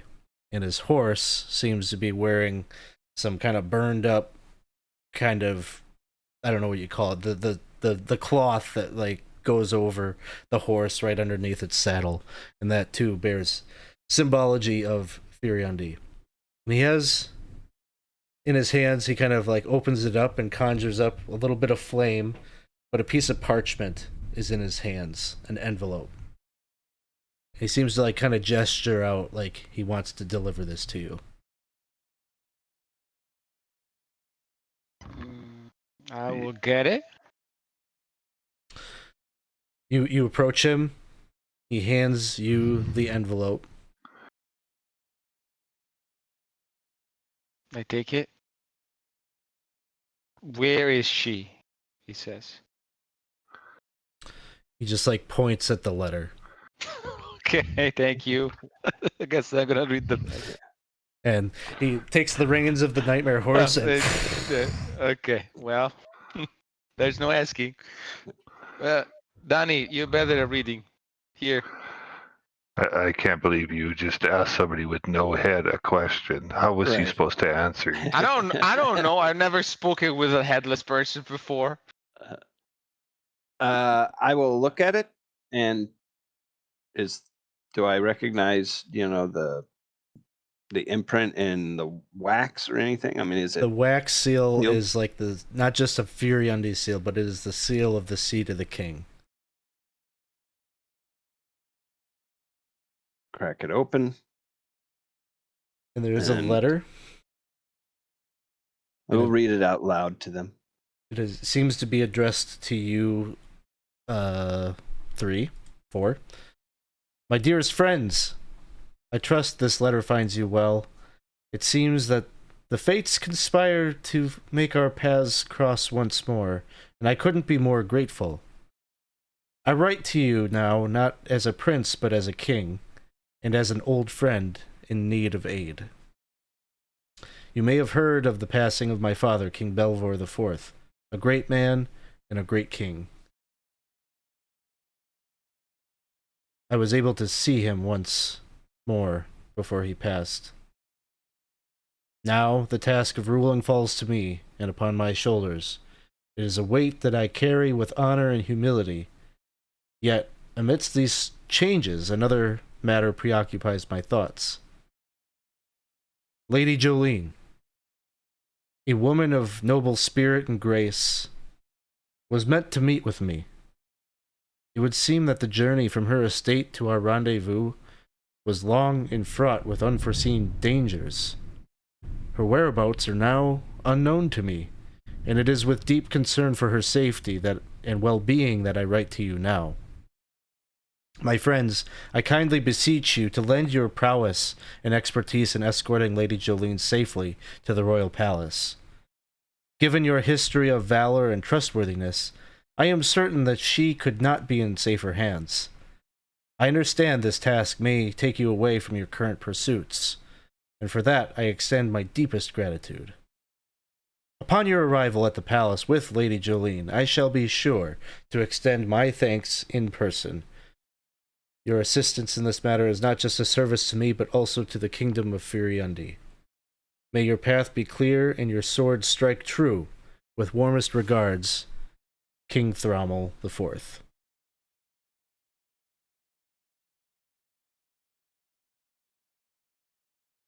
So I'm confused. The headless person, guy, whatever, knight, was he the same except the barding on the horse and the symbol, or was it different? I suppose it's hard to tell. He definitely didn't have the barding like that before, but now it had some, like, really fucked up, like, symbology of Furiundi.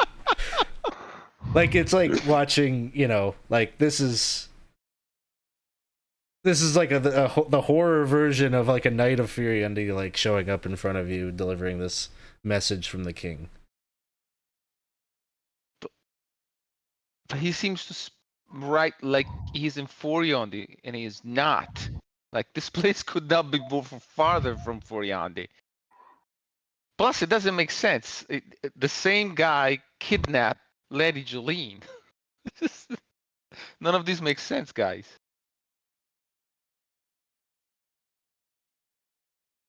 Is he making fun of us?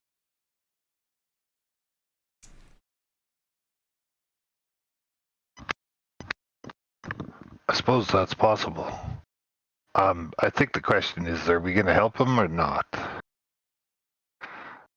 Well,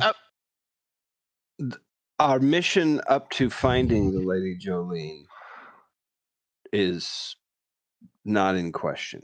It's what do we do once we find her? Yeah, to be honest, that should be her choice. I would agree with that. Like, if she wants to meet with him, we could certainly go in as their bodyguards. That seems to be what she wanted to begin with, right? Yeah, I'm not sure that she knows / knew that Thrommel is, what he is. But I did say at the beginning that we should probably tell her, but you were like, nah, we can't do that. One thing I want to do, Alex, is pull out the other letter. Didn't we have another letter that the one that he wrote to her? The one that he wrote to her, and I want to check to see that it is the same handwriting. Does it contain the same seal? Not the same. Not the same seal. But the handwriting is the same. Handwriting is the same. Okay. So assuming that the original one written to her, which I would think she would know her husband's handwriting. Were they married? Oh, no, husband. Promised. Her betrothed. Betrothed, yes. Yeah. But I would assume that she would know it, assuming that first one is legit. Authentic. Okay. Authentic. The second one is as well. Which leaves only the logical explanation that he's gone totally mad. Not necessarily. What makes you say that? Yeah, I mean, Dr. Jekyll and Mr. Hyde, like, they couldn't be farther from up. I mean, like, the first one is just saying very filled with love and longing, just I want to see you. This one is, I'm the king of Furiandi. But how did he know that we would be the four of us escorting her? It doesn't make any sense, guys. Well, she could have sent him a letter stating that True. because she had sent for us specifically.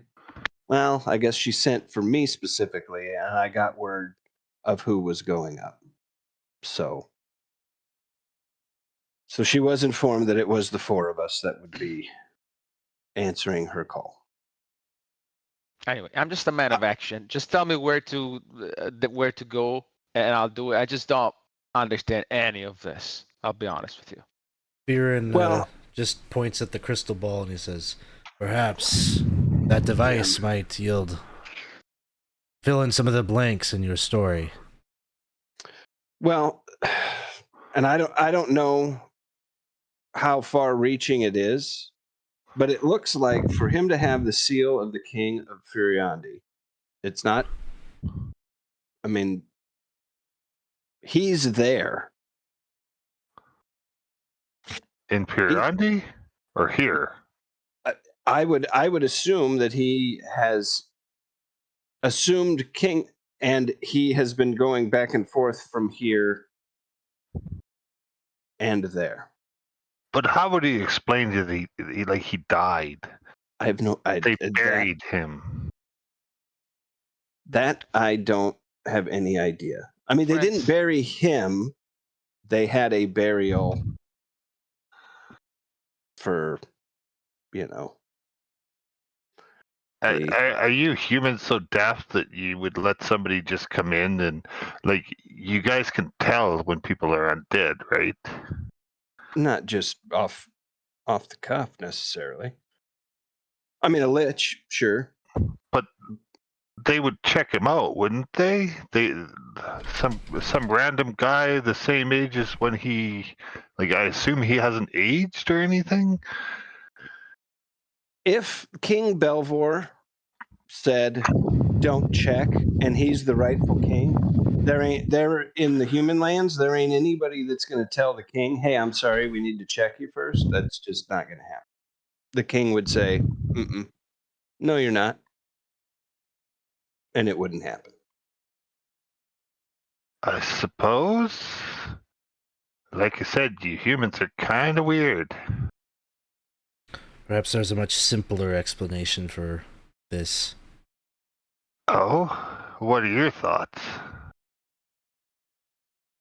The mists can twist the mind, make one believe things to be true that aren't. Could it be that he simply believes he is the king of your land and he is here? But he has the seal. Seals can be made. Yeah.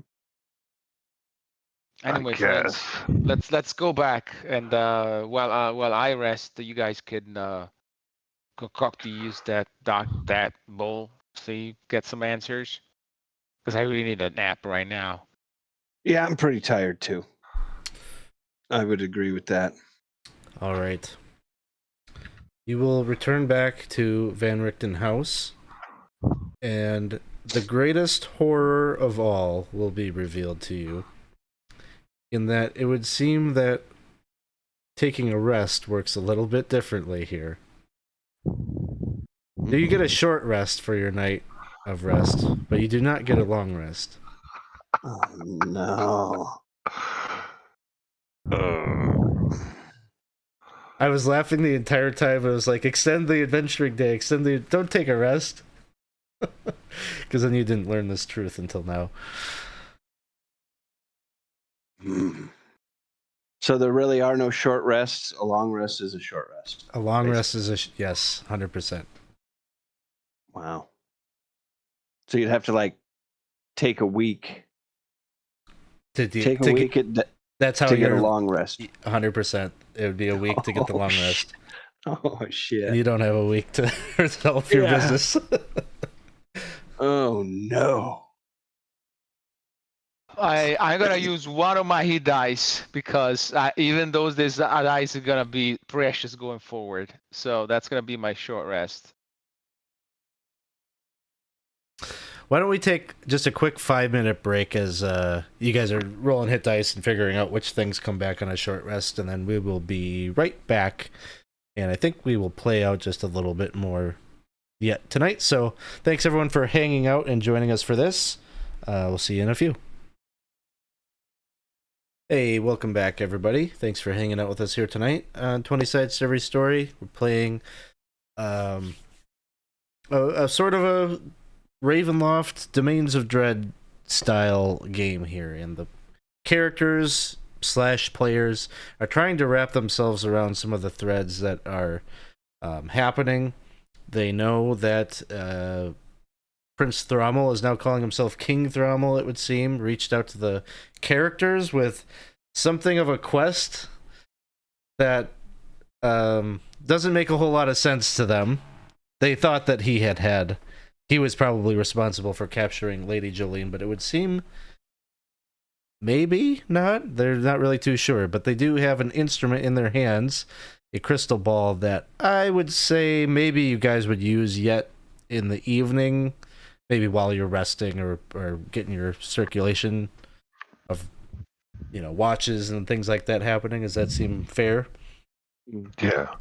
Yes. I was going to mention that Brelner would probably do it before she went to bed. All right. I'm going to pull up a few things while you are looking at that. So it does require, I guess you probably will have to spend a bit of the evening trying to figure out how it works. So I guess in the morning is probably the earliest that you'll be able to use it, after kind of attuning to it and such. But it allows you to cast the scrying spell.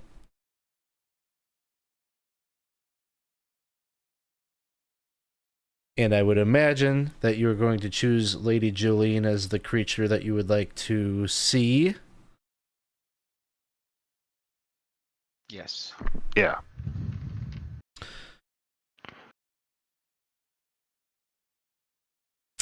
And I'm going to extrapolate this a little bit, not make it exactly the way that the spell would work, but give you probably more information than you would get just from a simple casting of the scrying spell.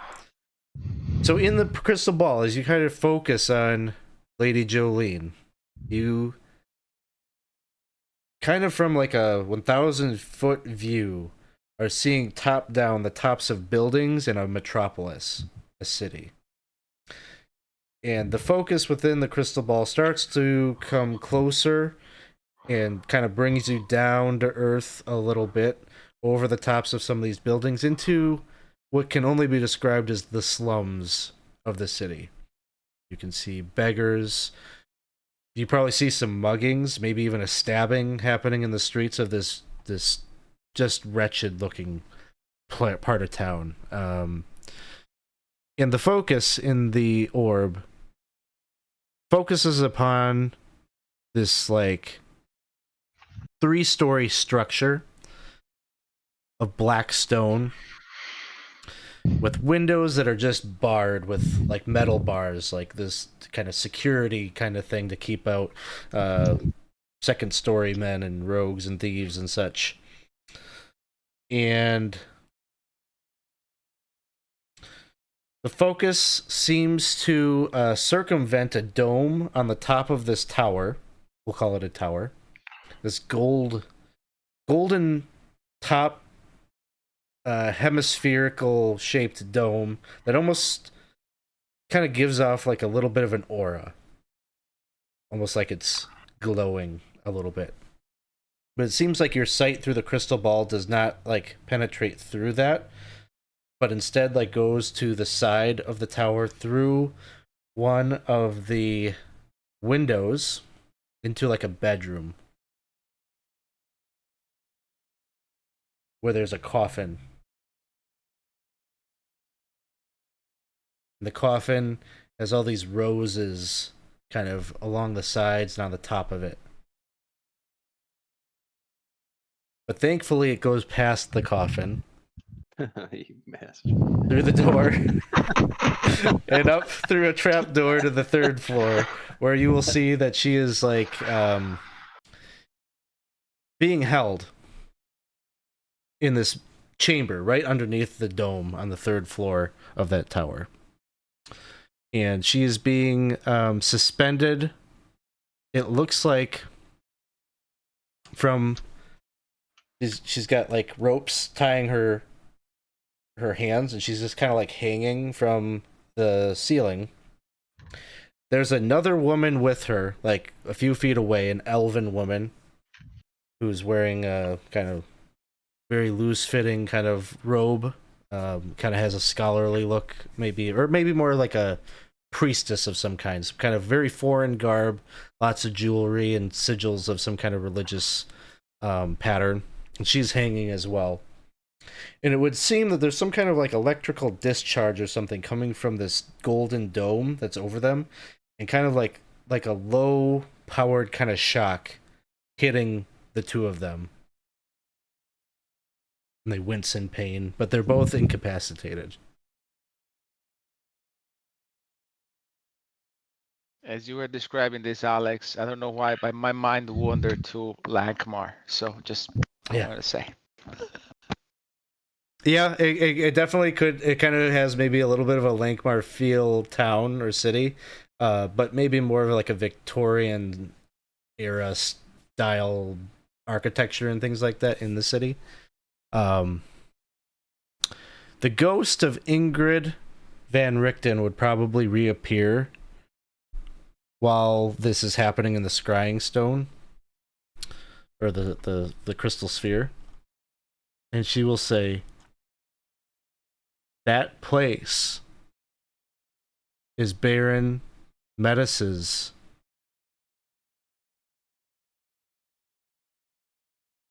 clinic in that city. Though he does not operate anymore, his sister does. She has come here on occasion to speak with me, trying to get me to reveal secrets of where my husband is located." Do you know who the elf is?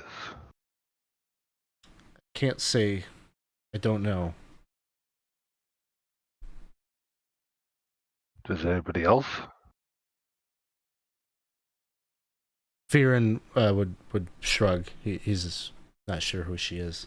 He would say there's something very familiar about her, but I can't say what. I was just thinking about the elven princess that was murdered. Did anybody see her? Not me. There would be no resemblance, I would say. So Thor will ask the ghost of Ingrid. So the coffin with the roses, is that the symbol of the sister?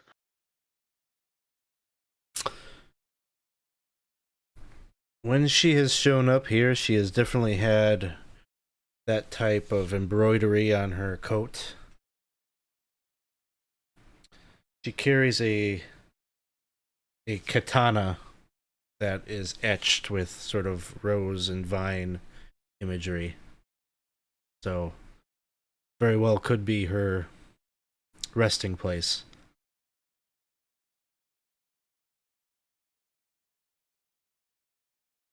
And you'd said that there were two elves that were kind of getting shocked, right?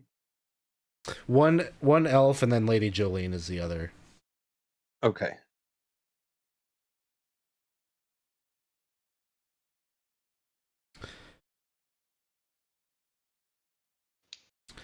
I'm trying to determine which of these NPCs would tell you this.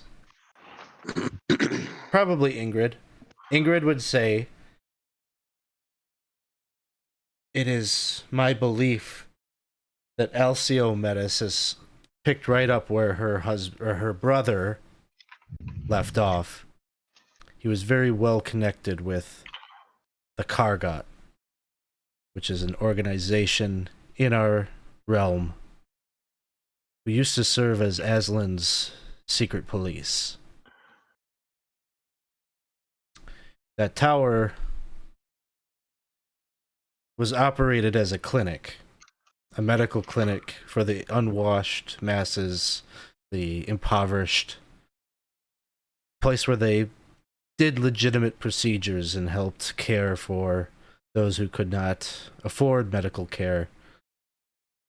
A good way to apply goodwill from those who could serve as the eyes and ears for the Kargot.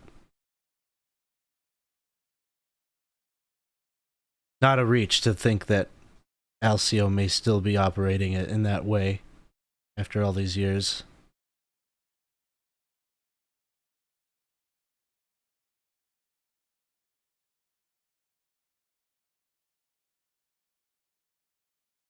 So how far would this metropolis be? Hmm.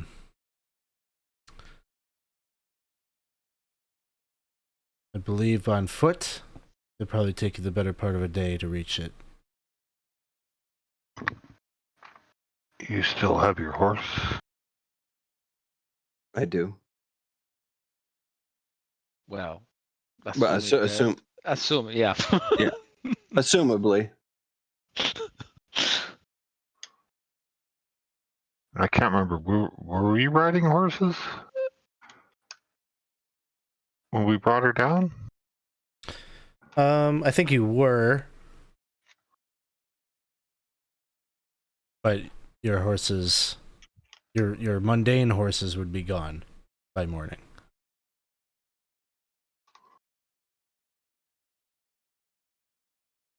So is his horse still there? Because I could certainly carry. Oh, I guess we got Well, two that's people. that's how it came in. I was riding you in the shape of a giant elk, so definitely Yeah. did not carry the yeah, horse here. that's right. But That's right. Donovan had his horse. That's true. Right. Yeah. Your horse is of a magical nature, correct? That you can dismiss it and recall Yeah, it. it's- So you still have access to him. Okay. Yeah, he's considered a celestial, I think, and is smarter than your average horse. So Yeah. It's a day's walk. I walk very fast, so we can do it. I could do the elk thing again. what I think that sounds like a good idea. What is this contraption that is harming them? Do you have any idea on that, Ingrid? She says she regrettably doesn't have much information about what its purpose is or what it might be doing. She would speculate it's some form of torture, but to what end she's not sure.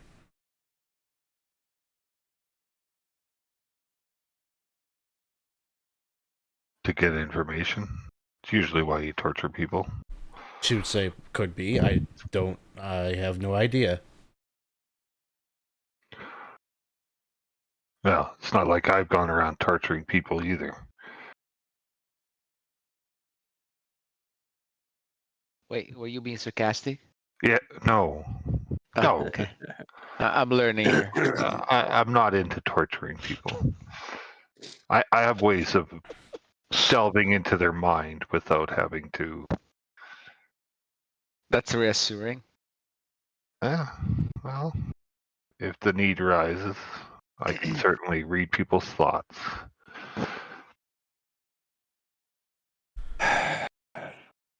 Ingrid, do you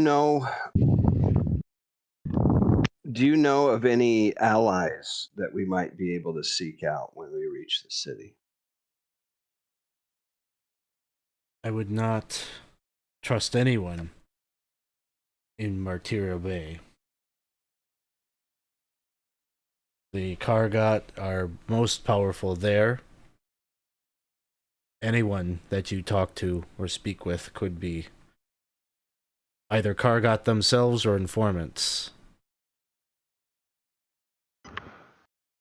Does this Baroness have any enemies that you? Well,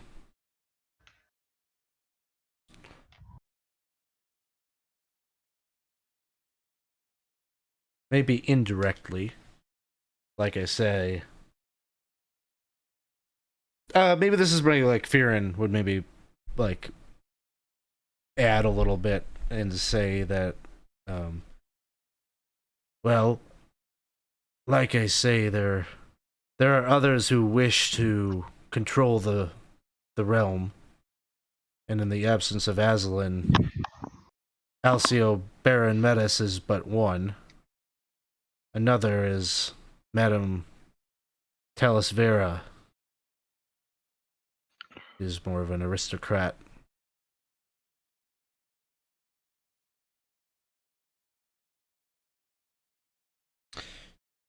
Her home is in Il Alak, another city.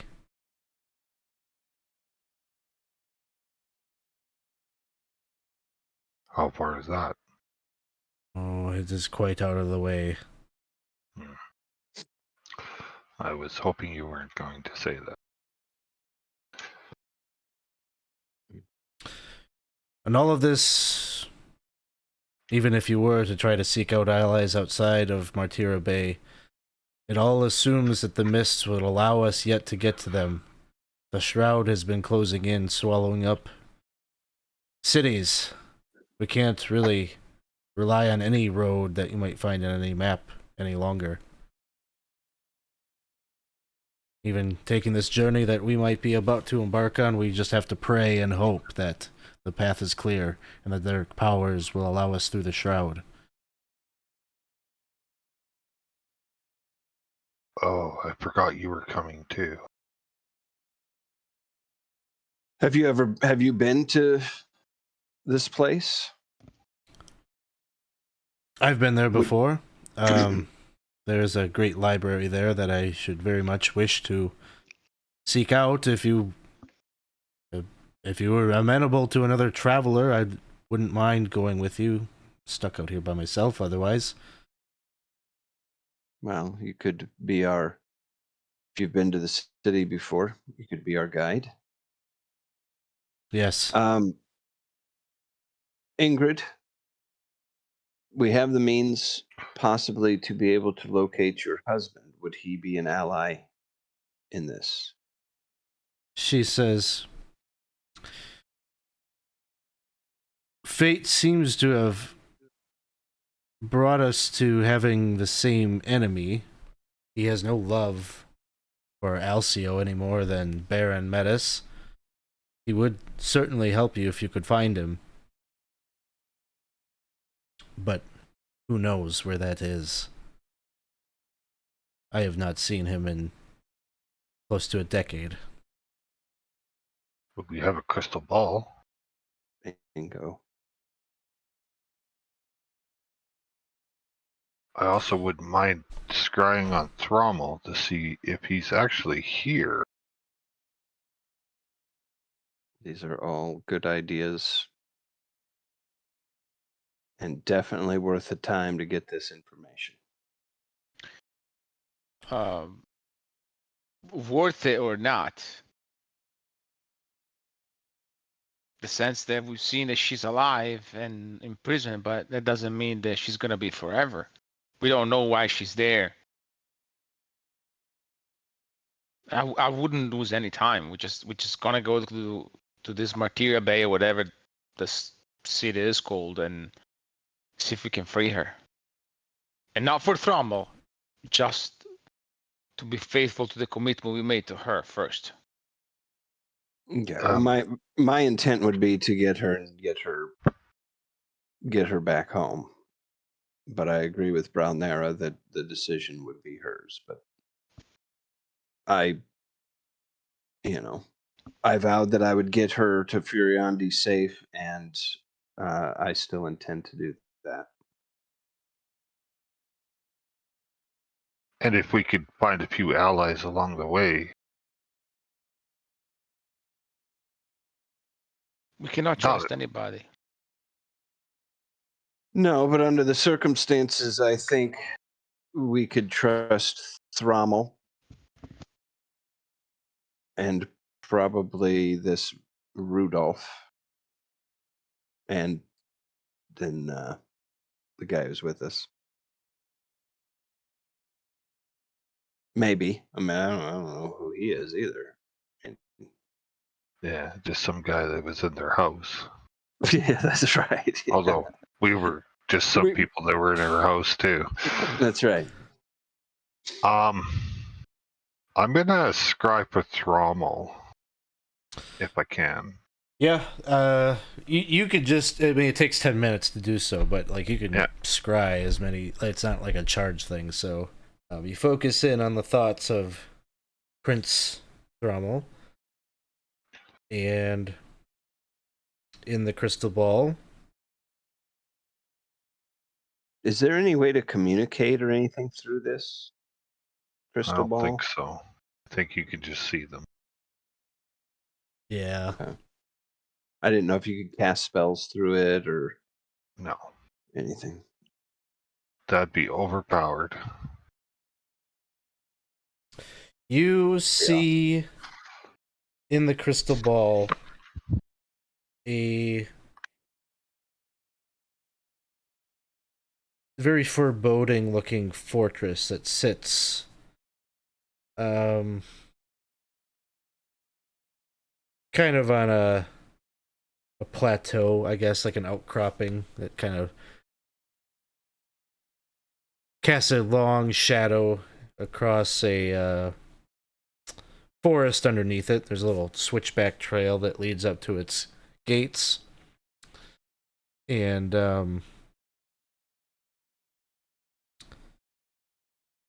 you're doing this in the morning, so there is like a daylight that, you know, is distinct from nighttime. So there's a bit of a haze or a mist that surrounds the towers of this castle. But you do notice in the vision in the crystal ball, there is some kind of weird light that hovers above the castle, maybe hundreds of feet up above the highest peak, the highest tower. It lets off like a shimmer. It almost looks like a sun or an orb. You know, it's large enough that it looks like an object through the haze that casts kind of like a weird light down on the castle and causes a shadow. The focus in the crystal ball kind of closes in behind the courtyard of the walls and then travels around a bit through the courtyard and eventually finds a window where it brings you into a receiving hall where there is kind of the trappings of a red carpet that leads up to a dais where there is a throne, and you can see Thrommel there, and it looks like he is in conversation with a robed figure who looks like an elf.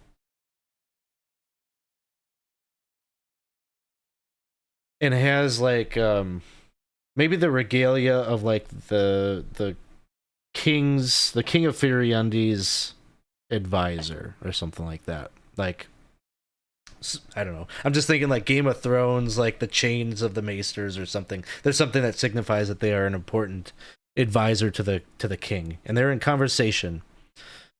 And it's kind of weird because there's guards posted up that are wearing armor, but they're clearly like skeletal. But they're wearing like armor that bears a sigil of Firiundi. And they just kind of lie in the halls, right? And they're just at attention. In the same formation that, you know, living guards would be in a mortal's receiving hall.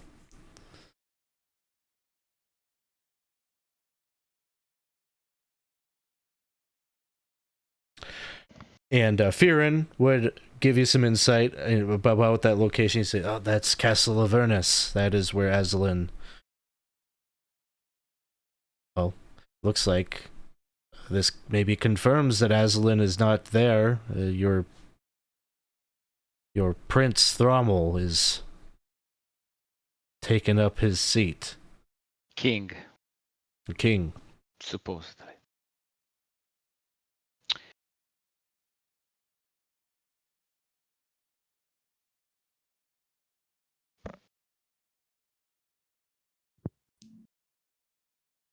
What's that?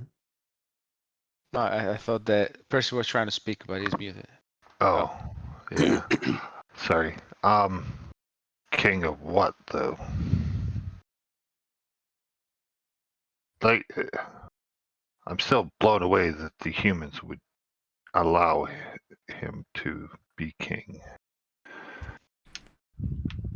I mean, I suppose it could happen. in all fairness, he should have been king. And last I checked, he was a honorable man. So I don't want to pass on judgments yet. Even though from the letter, I would say he's gone a little bit mad, but who knows? Who am I to judge? I'm Yeah. mad myself. It wouldn't be So- the first mad king that you guys had.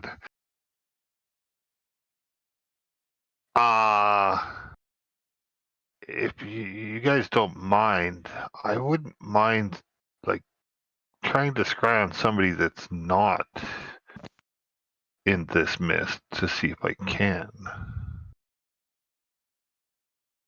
I think that's not a bad idea. The where is this castle located in relation to the city? Firin would tell you that it isn't very far. In relation to the city, it's not. It's some distance, but from where you currently are, not that far away. Like a half day's journey from where you currently are. Okay, and it's kind of on the way. It is not on the way.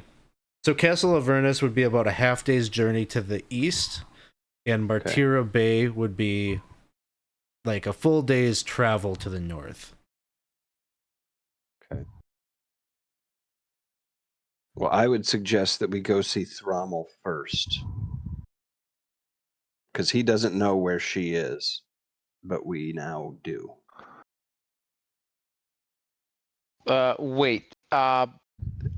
If we do that, we give him the ability to get to her without us. So I would recommend we go free her and then we go to him if she wants to go. Because once we go to him, Well, if he's honorable, we strike a deal with him that we know where she is, but we want to go with him if he's going to go. But if it's going to be a fight in this tower, in this clinic, in the city. Yeah, Thorwald, we don't know what kind of forces this Baroness has. Yeah, that's the matter. and We have to I get didn't her. and I didn't sleep real good last night, so We have to get her, guys. Thor Yeah, would basically try to tell you he wants to go straight there, and he realizes that's foolhardy, but that's what he's recommending. I say we rally allies. I am with you, and I hate seeing her getting zapped or tortured or whatever, but I'm just not sure we're completely equipped with going and breaking her out. Donovan, do you see Thrommel as your king? No, I am not Furiandian. I am. Because he basically said in his letter that we go get her. Didn't See? he? He did. I just think that we're just going to waste our time if we go see him. Yes.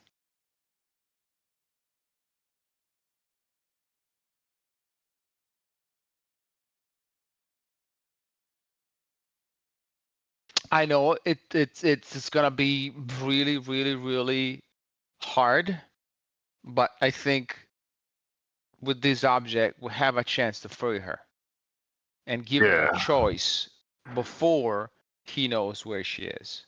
That being Then- said, Thorwald, I think we should go look. I'm not saying we should go in. Well, all I'm saying is Like, we should go. we got to be smart about it. If there's like 700 men in Hey, this, look, I'm just saying, let's go to Martyria Bay and figure it out. That's my plan. I'm not, going down there with a sword drawn, trying, we can do this smart, but I'm saying let's do that first. Because we don't know if Thrommel is sane of mind. We're risking her life by waiting even Alpha Day, and actually it's Alpha Day to get there, plus a full day, plus distance from, you get my point. It's gonna take extra time if we go to Thrommel first.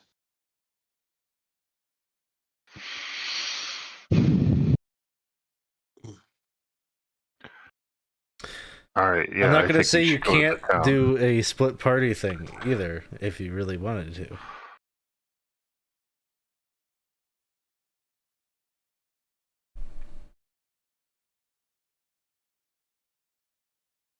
Wow, when the DM's telling you to split the party. Well, then you Oh. should really not do it.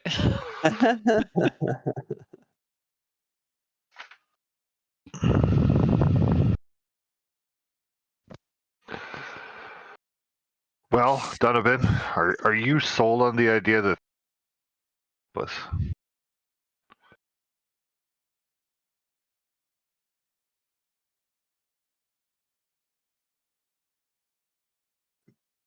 If we could get a message to him. We were found once.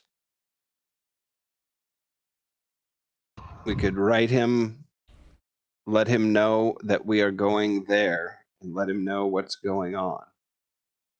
But we don't have a headless horseman to send this message, so And I understand. I could get us there. It does seem like resources are a thing, though.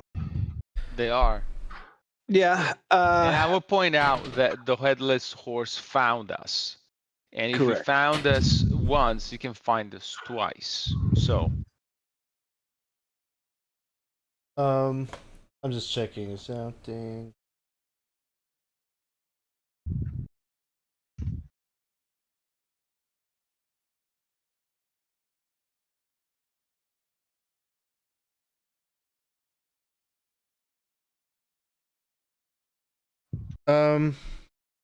Fearin would offer. I didn't think about this till just now, but he could cast teleport once. So he could take you somewhere directly, but then it'd be gone.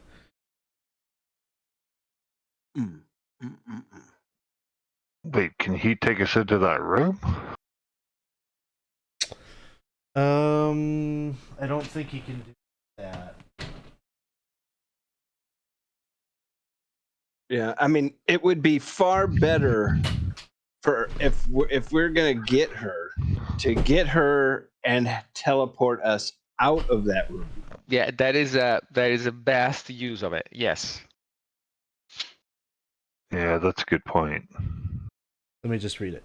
The spell instantly transports you and up to 8 willing creatures of your choice that you can see within range or a single object to a destination you select. The destination you choose must be known to you and it must be on the same plane of existence as you. Your familiarity with the destination determines whether you arrive there successfully. The DM rolls a D100 and consults a table. So there's a probability of mishap if you want to go directly into that specific location. But it could be possible. Yeah, I think getting out is probably more important. yeah.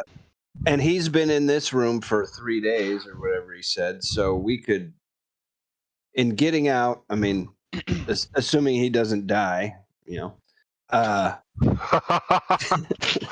right, You know? I guess he's the most important person in the party then. Yeah, pretty much, because he's we could teleport here with everybody and go from here east and have Thrommel's protection as we're racing against whatever this Baroness would be sending at us from the city. We'd have a day on them. I mean, them. Who knows how they can. Well, has he They can been to the travel. castle? Again, like he's familiar with it, but it's not like it Right. would not be considered a very familiar. It'd be like a scene casually on this table. Okay. Yeah, he could get us into this room probably with little or no chance of mishap Yeah. with the amount of time that he's spent here.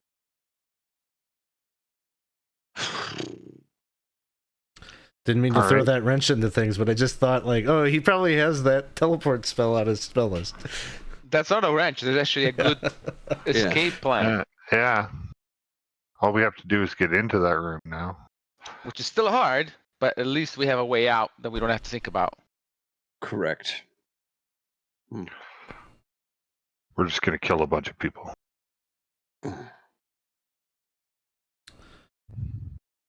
Boy. So information about that place again is that it is a medical clinic that operates like on the up and up, like during the day. So So we could go in as like a patient. Yeah. Like what kind of patients do they take? So he runs it as a, well, formerly Baron Metis ran it as a charity. So it was very poor, destitute people that were the clientele. And it's just presumed Ingrid is giving you information based on kind of like when she was alive, but she knows that Alcio Metis is there because Alcio visits this location from time to time to kind of torment her, try to get her to reveal Van Richten. So Thorwald, can you look like you're sick? I don't need to look like I'm sick because I'm pretty, as you can see, scared, full of, scars, and I'm scared. So I So- think I am the part.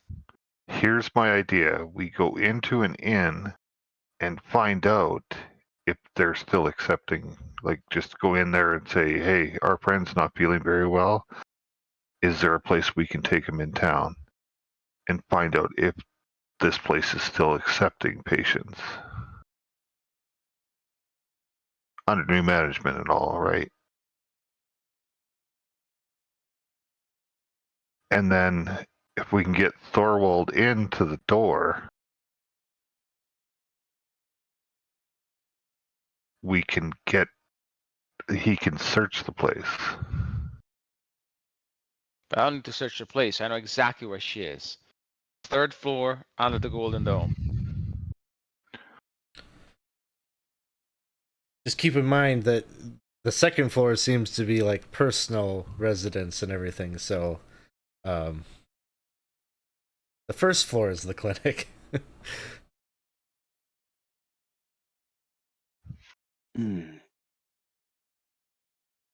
I have faith in us. I have faith in us. I don't know how we get Rarith and Donovan up there, but I could certainly. Rarith can disappear. Pretty good at hiding. Well, Donovan's not. I am not good at hiding. I prefer not to.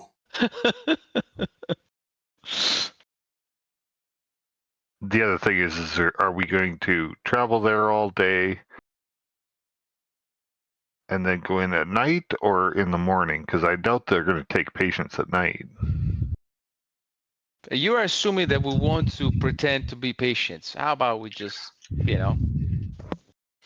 So is the long and short of it, just to kind of speed this up a little bit, you want to go to Martira Bay on foot. The plan is I can give you some information to kind of wrap up the session about like, here's the deets, and like 2 weeks from now you'll put together a plan and figure it out. But is that sort of the idea? Yeah. So, a couple of things. I'm going to really gloss over this just for time's sake, but there would be another village that you would pass through as you're heading north. A smaller village named Rivalis, maybe about 1,000 people or so. Pretty small. But there, as you're passing through, you would see evidence that there is excitement about the idea of a new king. And there are like flags being put up that look like the flag of Furiundi and that crest. So just a little bit of flavor there that there has been some word that there's a new king, and it seems like people are hopeful that this is like a good guy or going to be a benevolent king. Everything that you've heard about Aslan has not been great, and so it seems like people are hopeful there's going to be this new savior that is going to figure out why the world is falling apart and crumbling and why the dead are rising. And you'll hear stuff like that as you pass through. Better part of the day takes you north, and you head towards Martira Bay. Much larger city, like a true city, right on the shores of a sea, and there's like a port district. You'll go there, and you will very quickly surmise that this is sort of a big city that has a lot of the big city's sins and crime and poverty and those types of things. So when you go and you check out this 50-foot tall structure, this tower, by the way, Ingrid would have referred to it as the Black Tower. But as you get up to it, you're checking it out in this slum where there's a lot of thievery in the streets and children panhandling for copper coins. You get to this place and you can see that there's a sign set into one of the doors. It says the Fellowship Charity Clinic, sponsor Baron Alcio Metis, hours 9 a.m. to 6 p.m. daily.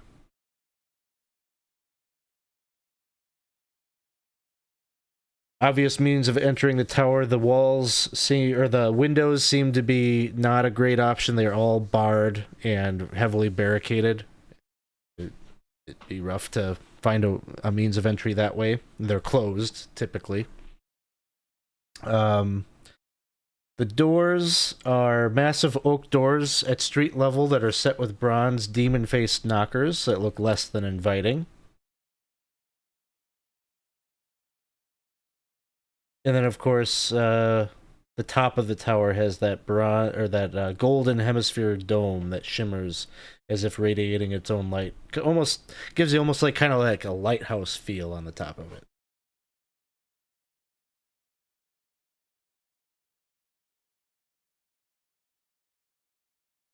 You'd probably definitely see patients coming and going. Maybe if you're scouting this out for a few hours, you would definitely see kind of people hobbling around on crutches or people with bad wounds or stab wounds from the local neighborhood, just like going in there and getting treated and then coming out with stitches and whatnot. So people are definitely like going in and coming out. So there is a sense that this is an actual clinic that operates normally. And it's more like it's like they're doing surgical work as opposed to magical healing on them and stuff like that. It seems that way based on the people that you see coming out of there.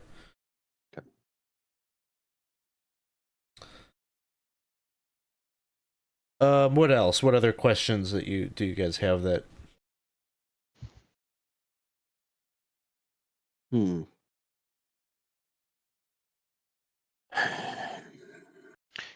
I guess the very general question, and we might not be able to know this in the time that we're there, but is there any obvious military or police kind of presence in the street? Like, do we perceive and see who's running the city? In this western district where you are, almost none. Okay. Like, there's probably a constabulary, like, in other areas of the city, but this slum area just seems like it's totally ignored by the local law. Do we perceive any security in the tower? From the outside, like, just observing the outside of the tower, no.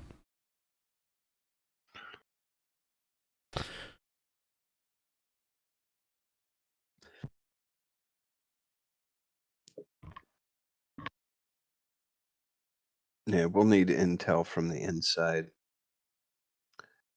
for certain. You guys just stab me in the arm and I'll go in and do some recon.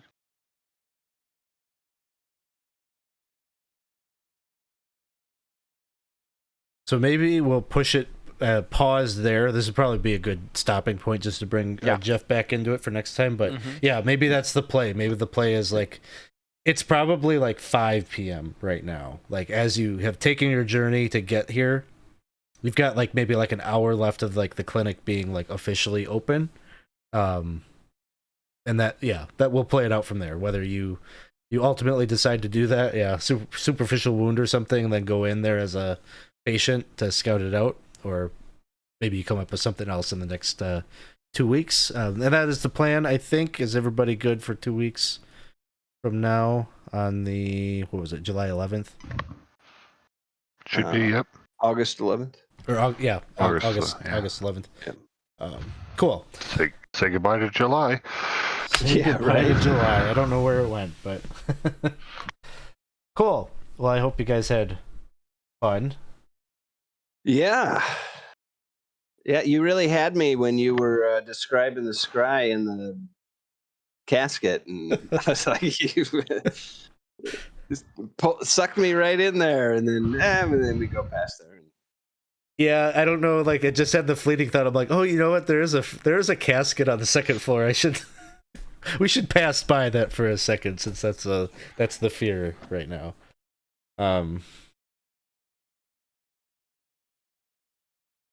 Yeah, there was some things in the chat earlier that I thought were very interesting. So I hope those people that were saying these interesting things that I'm not explicitly going to point out will continue to watch, so they can see some of their theories maybe come to fruition. But yeah, I would say probably 2 more sessions to wrap this up, I'm thinking. So possibly 3, but yeah. What else do we got going on this weekend? We got the interview with Gavin Norman will be happening tomorrow morning, so check that out. That'll be happening at 10. And then we will be playing a brief, maybe less than 2-hour session of our Dolmenwood game using Old School Essentials. Try to bring that back up into regularity. We've been off for a little bit. We did some X-Crawl Classics, which was a lot of fun, but now it's time to start getting Dolmenwood back on the frying pan. So we'll be doing that. And then Sunday morning at 9 a.m., Gabe will be running a game in the community campaign. So if you want to see what it's like to play in these games, come and check that out. Best way to sign up for our games would just be jump into our Discord server. So I'll pop the link to that in the chat here in case that is of interest. But for now, I think we will say good night. We should probably... Will the re-rolls carry over? Will the re-rolls carry over? No, because there's 3 DM rerolls. I think they should. Oh, is there? Away. Yeah, you want them to go away. So okay. I usually reset them now. Okay. Yeah, I didn't look. Yeah, when we do the kind of holy RP sessions, they don't get used then. So sorry about that, people, but that's how it goes. I think we'll go and throw a raid over to We'll raid the lollygaggers and see what they're up to. Dawson wants them to stay. Night all. Thanks, everybody. You just have Thanks, to give them chat. more next time, Dawson. Yep. Please. Tons of fun, Alex. Thank you much.